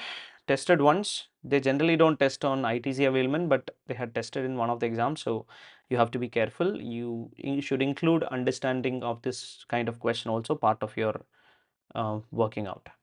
Let me read the question. I can quickly finish this off, but I want you guys to take a one deep breath and out, full focus, try to read. I know that if you have not worked out enough question, the previous questions that I've done are of high quality, you might actually find it little overwhelming, but don't worry, you will be able to go through and then still find out. If you spare another 1 or 2 hours today, you will be able to sort everything that I've already discussed. That nothing will be that complicated. You already have like 1 hour revisions of most of the chapters uploaded in my YouTube channel, so you can always refer that for any confusion that you have. You want a quick recap of that chapter. Now what I'm coming up with in Tax School YouTube channel is that I have uploaded one video of 7 minutes to recap the entire place of supply. Likewise, I'm going to come up with 7 minutes, 10 minutes, 15 minutes kind of recap, quick, fast, super fast, like bullet recaps. So you be with the YouTube channel, so I can upload that, and whenever I upload something, I'm putting that in the Telegram group so that you can always quickly refer that and then get some clarity. So the day before you will be able to recap those. Okay, let's go back to the next question. As per CGST Act 2017, Vishnu Ltd was not mandatorily required to get registered. However, it opted for voluntary registration and applied for registration on 12th February. Registration certificate was granted by the department on 24th February. Vishnu Ltd is not engaged in making interstate outward taxable supplies. CGST SGST liability for the month of February is 31,000 each. Vishnu Ltd provides the following information of the goods held in stock on 23rd February 2024. Number 1, capital goods procured on 5th February, rate of CGST SGST at 6% each, being intrastate supply 2 lakh. Inputs contained in finished goods stock held were procured on 13th February 3 lakh. Inputs received on 10th October 2023, semi-finished is 2,50,000. Inputs procured on 1st February lying in the stock of semi-finished goods is 1,50,000. Inputs procured on 8th February 2024 lying in the stock of finished goods is 60,000. You are required to determine eligible ITC available and the amount of net minimum GST to be paid in cash for the month of February 2024. What is this question? It's just trying to test you on section 18. Section 18 says that 18.1 in that A says, if you're somebody who's unregistered and now going to obtain registration, whatever stock you have on the last day before you are registered, which means if you are registered on 24th of February, whatever stock you have on 23rd of February, that is what they have given here, you will be able to take input tax credit as opening credit. Two things are put as a provision there. Number one, because you are unregistered at the time of purchase of these particular product, you are eligible to take input tax credit only on stock. On capital goods, you can't take credit, which means on the stock of capital goods you have, no credit is available. Second, whatever inputs that you have purchased during the last 1 year, what is the date of registration? 24th of February. So from 24th of February 2024 is what you have registered now. 24th of February 2023, what are the product that you purchased from 24th of February 2023 onwards? Only you will be able to take credit, which means some stock you have purchased on 13th February 2023 is beyond 1 year, you will not be able to take the credit. So, but all other stock you have purchased after that, that is 10th October 2023, 1st of February 2024, 8th February 2024, all of this now you can take input tax credit. Okay, so the question is very simple. You need to identify that 1 year condition, you need to identify capital goods condition here. So what are the stocks that you can take a ITC on? 2,50,000, 6% CGST is GST, 1,50,000, 7.5% CGST is GST, 60,000 IGST of 18%. So you can take input tax credit of how much? CGST is GST, CGST is GST and IGST. This much will be the opening credit, and you can set off against your liability for this month. 31,000. First you will take the IGST credit, half you set off, CGST you set off, then you will get the net GST payable and excess credit you can carry forward. This is the answer to this particular question. It's a simple question they are asking you, but this is testing on section 18. Now section 18 has two more scenarios, like from composition levy scheme you come out to normal scheme. There also you can take credit, but there you can take credit even on capital goods after reducing 5% per quarter or part, but there also that 1 year condition remains, right? Then you have you're a registered person, your exempt supply became taxable supply also, you can actually apply this provision and take input tax credit. So those two, they can redraft this question with the next two cases as well. So be careful about it.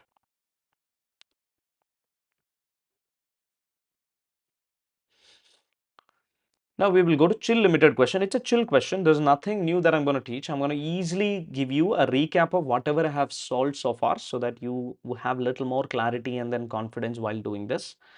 Chill limited question is asking you to compute what, whenever you're looking at the question, you can always look at what is the ultimate, what is the end game, what is that you're computing?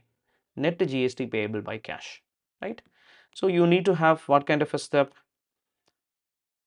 Either 5-step or 3-step, but in this question there is no RCM, so 3-step process: outward tax liability, ITC, and net GST computation. In net GST you might have to use manner of utilization of credit. Let's read the question. As and when we read the question, let's try to analyze whether it will be included in value. Second, whether you will be eligible for ITC or not, that we will try to analyze. Chill Limited Delhi is a registered supplier. Manufacturing machineries has made a taxable supply of machinery during the month of March. It furnishes the following details of each of such machinery supplied.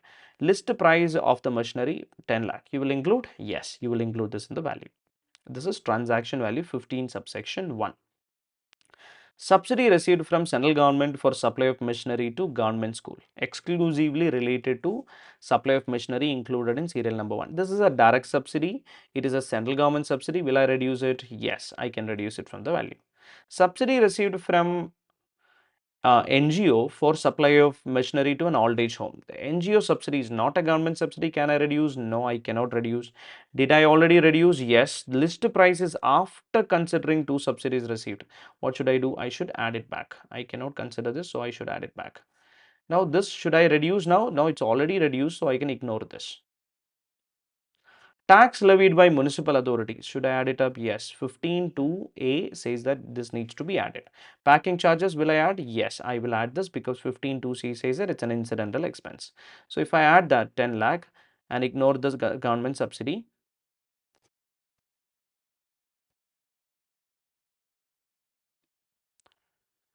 so if you look at, I've added list price and ignore the government subsidy because it's already reduced, and added back the NGO subsidy because it's non-government subsidy, added back municipal taxes, added the packing charges, you will get what is the value of outward supply. You apply the GST rate and you will get the outward tax liability here. It's a very simple computation here. They have given you information on the ITC part. Company has provided you following information pertaining to purchases made or services availed by it in respect of supply of said machinery during the month of March. You have to tell me whether they will be able to take input tax credit here or not. Number 1, raw material to be received in the month of April. Can you take input tax credit? Now you're computing this for which month? March. Now to take input tax credit, 16 subsection 2 clause B says you should have received goods. So this ITC will be available only in the month of April, not in March.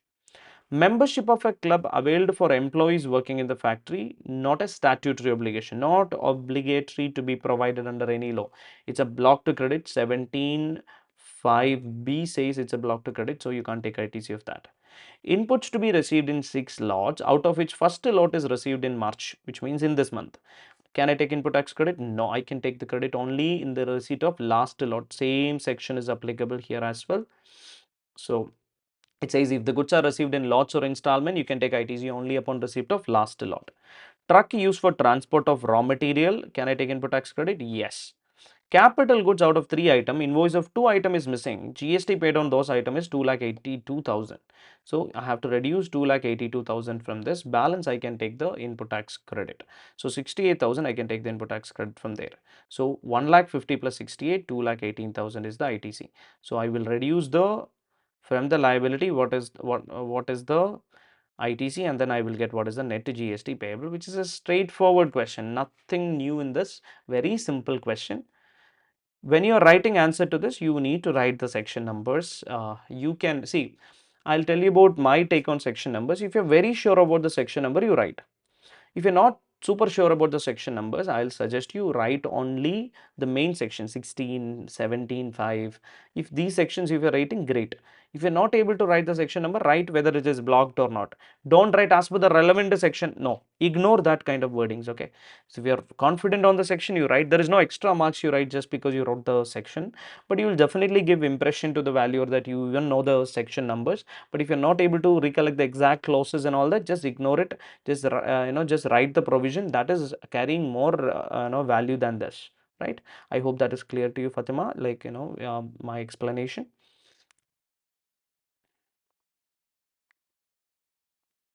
Okay, cool. I hope this question is clear. Can I have a quick yes if this question is clear? It's a simple question. I don't even consider that to be super complicated, so I can move to the next question.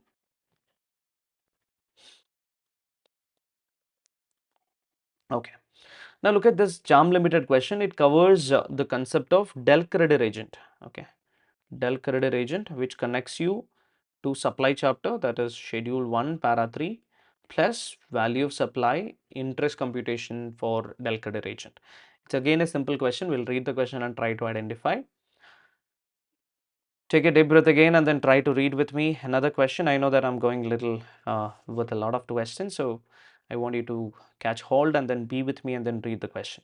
Charm Limited, a registered person under GST in the state of Jharkhand, manufactures cosmetic products and appointed Mr. Handsome of Mumbai, who is registered under GST in the state of Maharashtra, as their Del Credere agent to sell their products.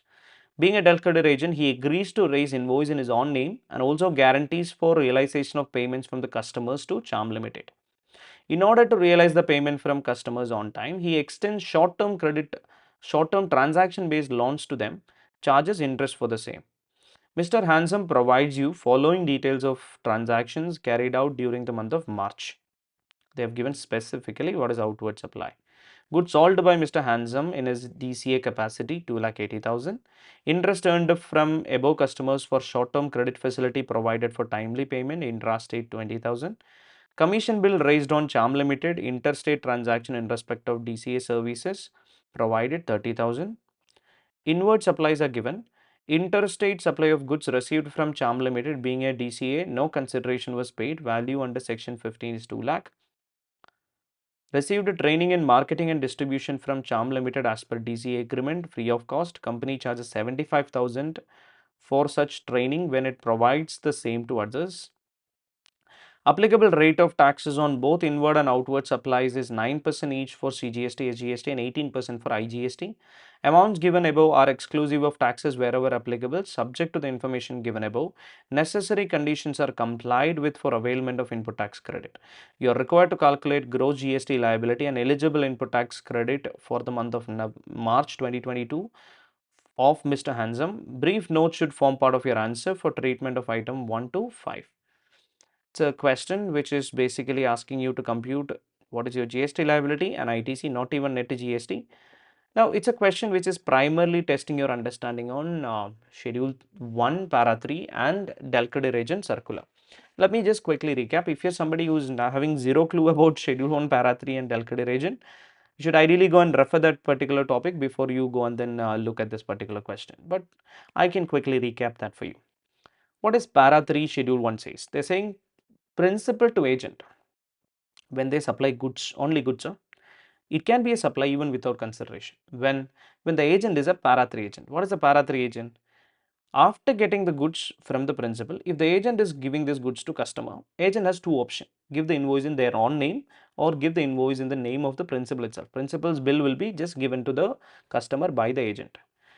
Now, which kind of an agent would be considered to be a para 3 agent? The agent who puts his name as a supplier name in the bill. In this particular question, who is the agent? Mr. Handsome is the agent. Who is the principal? Charm Limited. Mr. Handsome gives the bill in whose name? His own name, right?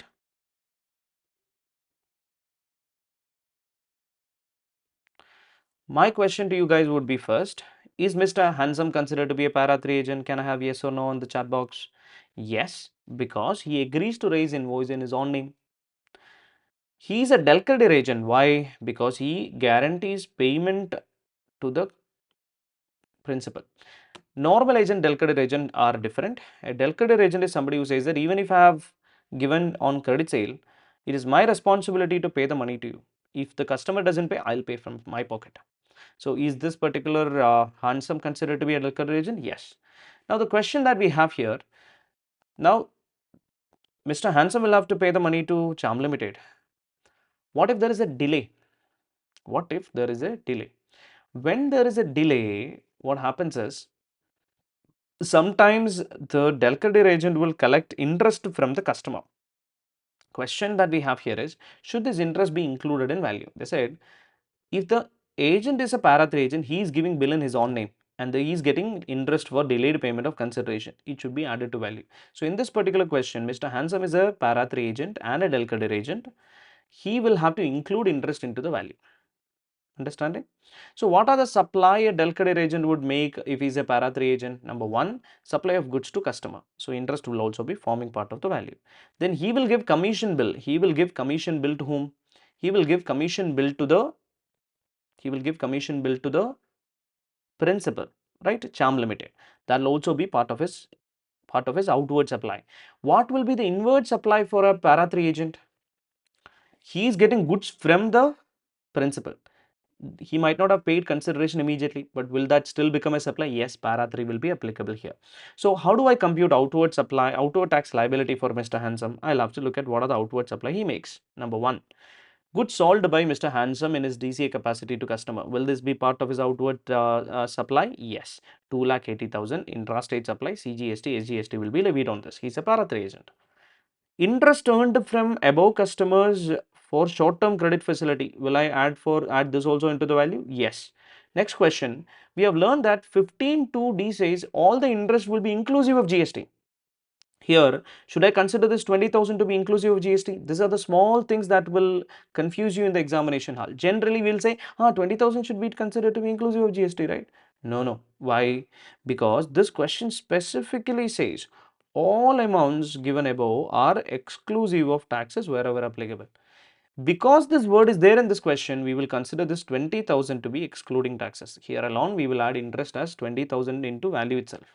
So 2,80,000 plus 20,000, 3 lakh would be the value, and intrastate supply CGST, SGST would be 27,000, right? Apart from that, he gave an interstate commission bill to the principal. That will also be his outward supply, 30,000.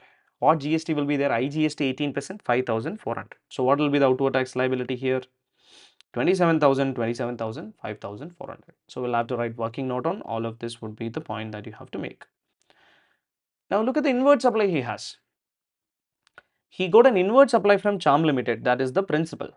But there was no consideration. Will it still become a supply? Yes, because supply of goods by principal to agent will become a supply if the agent is a para 3 agent. So this will become a supply. On this 2 lakh, Charm Limited would have paid taxes, and who would have taken the credit? This particular fellow. Who is the fellow? Mr. Handsome will have taken the credit. What credit will take? Interstate inward supply 2 lakh into 18%, 36,000 will be eligible as IGST credit. Look at the second point, which is an interesting point, trying to test you on para 3. What is it?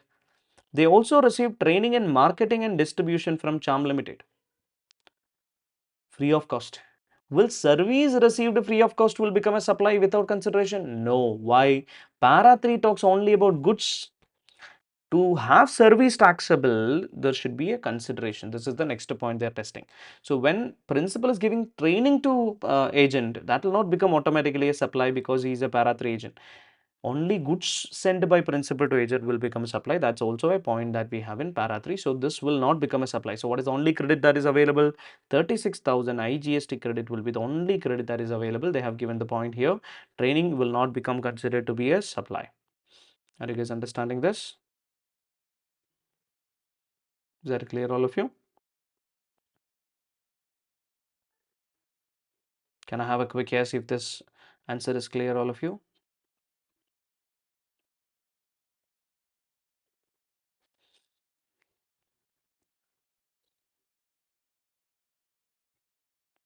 Okay, perfect. Now I have So these are the computational questions that I have taken. So I'll strongly recommend all of you guys to go back and then look at these questions once again at your end. And if you have any doubts, come back to our Telegram channel, use them. Don't shy away from asking me. If I don't answer, like, remind me 3 times. That's what my students do. Like, sir, you've forgotten to reply to me. I'll reply. Like, if at all I inadvertently, if I'm not able to find time and all that, I've missed out, I'll give you my WhatsApp number also. I know you can directly reach out to me. Now I'm doing that for you. I have kept a number for Academy Alon. You can always text me on WhatsApp. You'll directly reach out to me there, right? So I'll reply there as well. So ensure that you go through that 7 questions. I consider to be Signy 7, like it should be super important, very significant questions. So let's look at the 8th question here. Now I've taken some questions from few chapters to tell you that these are the type of question that they ask from that chapter. Say, take supply chapter for that matter. There is always a question on whether something is a supply, right? These are the questions that might be part of your 6th question or 7th question, where in sub question 3, 4 marks that can come. They might include a question like this. Say, look at this question. These are very simple to analyze. Examine whether the following activities would amount to supply under section 7. Sulekha Manufacturers have a factory in Delhi, depot in Mumbai. Both establishments are registered. Automatically, they'll become what? Distinct person. Finished goods are sent from factory in Delhi to Mumbai depot without consideration. Would it become a supply? Yes. So we have to first write Schedule 1, Para 2, supply of goods between distinct person is a supply even without consideration. Then you should write two branches in two different states registered are considered to be distinct persons. So this will become a supply without consideration. Likewise, you can simply put that particular answer. Here, if you don't remember para 2, schedule 1 and all that, you just write schedule 1, more than enough. Section 7, more than enough. But if you're able to remember exactly, go and then show it off. Second question, you have to tell me whether it's a supply. Raman is an architect in Chennai. His brother who settled in London is a well-known lawyer. Raman has taken legal advice from him free of cost with regard to family dispute. Again, same question on schedule 1. Raman is an architect, his brother is a lawyer, and he has taken legal advice free of cost, no consideration. For family dispute, not in the course of furtherance of business also. Will it become a supply? Never. No consideration, no business objective in India, it can never be a supply. Would your answer be different? In the above case, Raman has taken legal advice for his business unit in Chennai. So it is without consideration for what? Business. Now, they have taken services from outside India. Supplier is outside India, recipient is in India, place of supply is also in India, is called as import of service. They're talking about import of service. There's a chart that we prepare for summarizing import of service. Import of service is here without consideration. In the course of furtherance of business will become a supply if one more condition is satisfied. What is that one more condition? It should be either from a related person or an establishment outside India. Now, Raman has taken services from brother. Brother, will they become family member automatically? No. Brother is a family member only if they are wholly or mainly dependent. A lawyer who is well known in London is not dependent on Raman. So, this brother is not a family member for GST. It's not a related person. It will not be considered to be a supply under para 4 schedule 1 importation of service will not be applicable. So, that is also not a supply would be the answer. You can read through the answers for getting better understanding. Look at one more question here. This is on composition levy scheme. I wanted to give you an understanding because I'm expecting there could be a question on composition as well this time on the 6th question, 7th question, that one of them. T is a registered dealer in Andhra Pradesh trading in different types of machinery and its related different types of services. Their aggregate turnover for preceding financial year 22-23 for sale of the machinery was 1.32 crores. It was first year, so they had not started providing services relating to the machinery. From financial year 23-24, they are planning to provide repair and maintenance of services 6.25 lakhs, for which they have to purchase raw materials of 5 lakh from other states. Till date, they are purchasing within the state only. From the information given above, examine whether T can opt for composition scheme under 10.1, 10.2A or 10.2 of CGST Act for 23-24. 22-23, their turnover was 1.32 crores. They are in Andhra Pradesh. Andhra Pradesh is a general category state. Their limit would be 1.5 crores. So by limit, they are eligible. Now they are providing services. In service, only restaurant can opt. But because they are providing a small service, would that become a problem? No. Because there's a provision which says that in 10.2, it says that if at all you are providing services and it is less than higher of the following limit, you can still provide, it still opt for compensation levy scheme. What is this called as? Marginal service. What's a marginal service limit that they have? Marginal service limit happen to be 10% or 5 lakh, whichever is higher, right? 10% of the turnover here would be 13.2 lakhs or 5 lakh, whichever is higher, right? So 13.2 lakhs is the service limit that they can provide. 6.25 lakhs repair service is a problem? No, it is within the limit that they have given here. So they can still opt for compensation levy scheme. Now they're saying they have to purchase something from other states. Is that a problem? No. What is a problem? Interstate outward supply is a problem. Interstate inward supply is fine for them. So they are satisfying all the condition. Number one, their turnover is within 1.5 crores. 2, their service is within the marginal service limit, which is 13.2 lakhs, and they are making only purchases interstate. Their outward supply is still intrastate, so they are eligible for composition levy scheme is the next conclusion we have. Now let's look at some questions from place of supply to give you an understanding what kind of questions they ask. We have already touched upon value, we have touched upon supply. So look at supply, charge. We have touched upon supply, charge, exemption, value of supply, time of supply, ITC, all these related provisions we have touched upon. These are our major chapters to go and then do computational question. We have touched upon everything. Now I wanted to give you something on place of supply as well, so that you can know that there could be a full length question on place of supply alone. Look at, if the question they wanted to ask on 6 and 7, sub question 3, 4 marks, they can bring something like this. Sami Private Limited, owned by Rang Tarang, a famous classical singer, wishes to organize Rang Tarang music concert in Gurugram, Haryana. Sami Private Limited, registered in Ludhiana, Punjab, enters into a contract with an event management company, Pooja Private Limited, registered in Delhi, for organizing the said music concert at an agreed consideration of 10 lakh. Pooja Private Limited books the lawn of Dum Dum Gurugram, registered in Haryana, for holding the music concert for a lump sum consideration of 4 lakh. Sami Private Limited fixes the entry fee to the music concert at 5,000. 400 tickets of Rangataram music concerts are sold. You are required to determine CGST, SGST, IGST liability, as the case may be, in respect of supply or supplies involved in the given scenario. Will your answer be different if the price per ticket is fixed at 450? They are trying to text exemption also. Rate is 9% for CGST, SGST, 18 for IGST.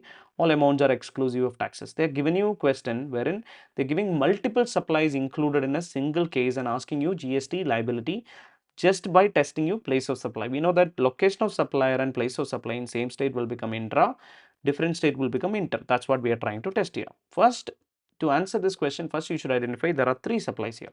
What are the 3 supplies? Look at it.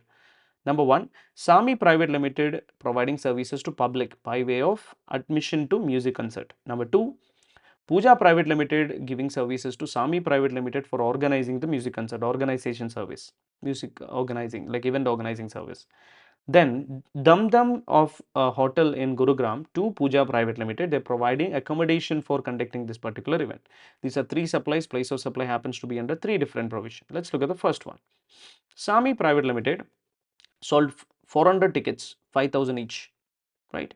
Will be how much? 20 lakh. Which section would be applicable? For place of supply, it will be Rang Tarang is having Sami Private Limited as the company. This company is basically registered where? In Ludhiana, Punjab. They are selling tickets to public for an event that is happening in Gurugram. Now, what will be the place of supply? Supplier is in Punjab. Place of supply would be where the event is held. 12/6 would be applicable. So, supplier is in Punjab, place of supply is in Gurugram, Haryana. It will become interstate supply. 20 lakh, 3,60,000 would be the IGST. Understanding? So, we have to first define 12/6 and what is the place of supply, and then tell that this is an interstate supply under section 7 and 3,60,000 would be the IGST. Second, Pooja Private Limited providing organizing services to Sami Private Limited would be 12/7 place of supply. 12/7 says, look at, is it B2B or B2C? If it is B2B, no, don't look at anything else. It will be location of recipient, that will be the place of supply. Here, both Sami Private Limited and Pooja are registered. It will become B2B supply. So location of location of Sami Pvt Ltd, the recipient will be considered to be the place of supply. Puja is in Delhi, recipient is in Punjab. So again, it becomes an interstate supply. On this 10 lakh, 1,80,000 IGST would be applicable. Third one, Hotel Dum Dum Gurugram is providing accommodation. 12.3 would be applicable. If I'm giving your, my property for doing this particular event, I'm providing you accommodation for conducting the event, will be covered under 12.3. Location of immovable property would be the place of supply. Supplier is in Gurugram, place of supply is also Gurugram, where the event is, where the immovable property is located. So for the 4 lakh rupees given by Puja Private Limited, supplier is in Gurugram, place of supply is also in Gurugram. It will become an intrastate supply. 36,000 CGST, 36,000 SGST would be applicable. However, if the ticket is only 450, not 5,000 rupees, any music event for ticket is less than 500, it will be exempted. So the first supply could be exempted in that particular case. You will have to write the notification and say that it is exempted. Similar to this question, there are another question that we can look at wherein they ask you this place of supply question on goods also. Maruti Traders, a dealer in furniture located in Maharashtra, receives an order from Bhagavan Traders, also located in Maharashtra. The order is for 250 tables with an instruction to ship the tables to Bhakta Hardware, located in Tamil Nadu. Bhakta Hardware is a customer of Bhagavan Traders. Find the place of supply and levy of GST in the hands of Maruti Traders as well as Bhagavan Traders. I want you to quickly read the question and then tell me that you've read.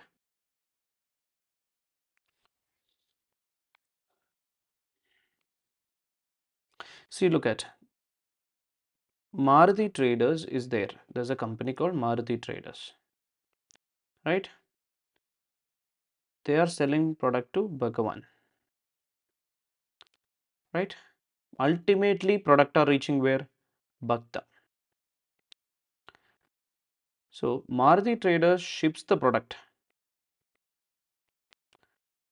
and given invoice to Bhagavan Traders. So, the Maruti Traders bill is called as bill to ship to invoice. This is supply number 1. Then Bhagavan Traders is selling product to Bhakta Trader would be supply number 2. So the first and foremost important point here would be to understand there are 2 supplies involved here. One supply by Maruti Traders to Bhagavan Traders. Supply number 2 would be Bhagavan Traders to Bhakta Traders. So both of them will have different time of supply, different place of supply provision.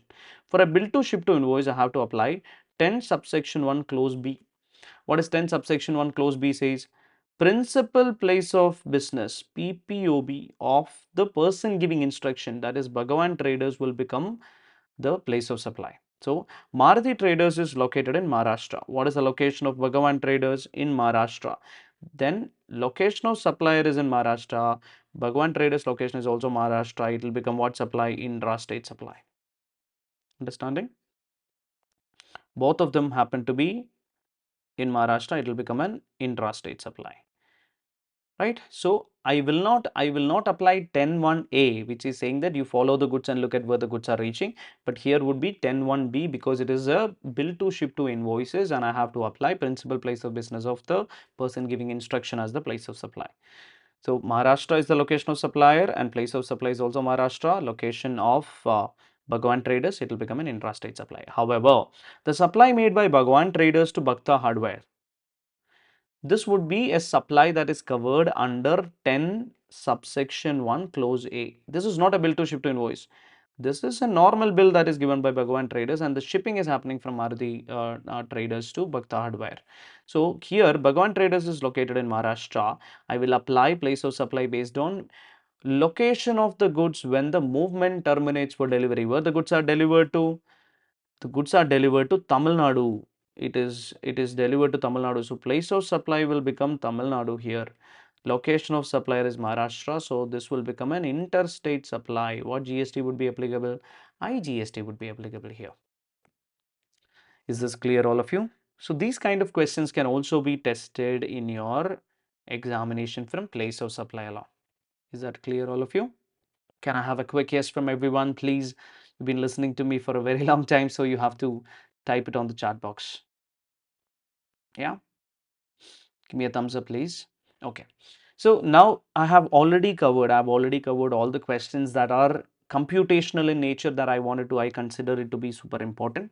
What additionally you need to do here is that we have broadly covered what could come as your question number 5. I've also covered what might come as question 6 and question 7, right? You might have in question 7 a sub question which could be a theory questions, and you could have question 8 which could be purely theory questions.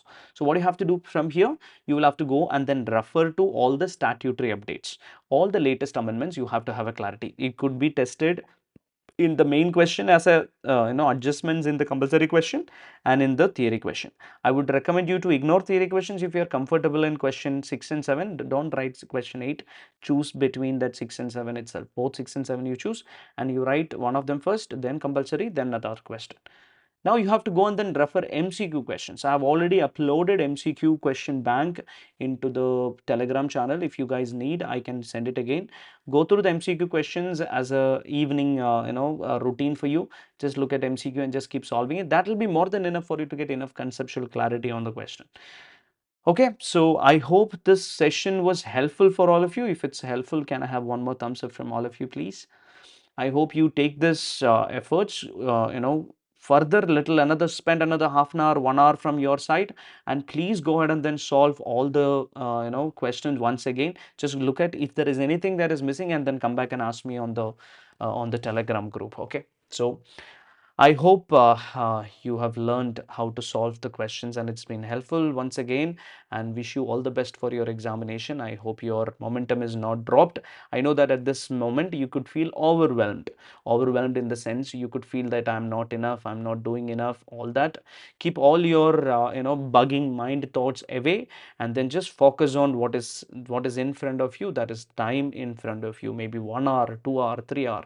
Just focus. Only thing that you can do, right? Only thing that you can do is to give best at that time. You will be scared, and once you're scared, the easiest thing for all our brain to do is to run away, decide not to write, skip this attempt. These kind of thoughts would come to your head, but don't focus on all that. Be brave, because you will have a lot of situation in your life in the future wherein you might have very uncomfortable situation where you feel like you might not be enough. I'm not enough is a very common thought we all will have to travel with, and the one who are brave enough to walk and then take the next step without even knowing that whether you'll be successful are the ones that will be eventually successful, because we don't know, these are CA examinations, these are tough times, but just take that one step, be very confident, and then try to do what best is possible in front of you. You have few days available, do try to maximize that. Don't have any further thoughts about it.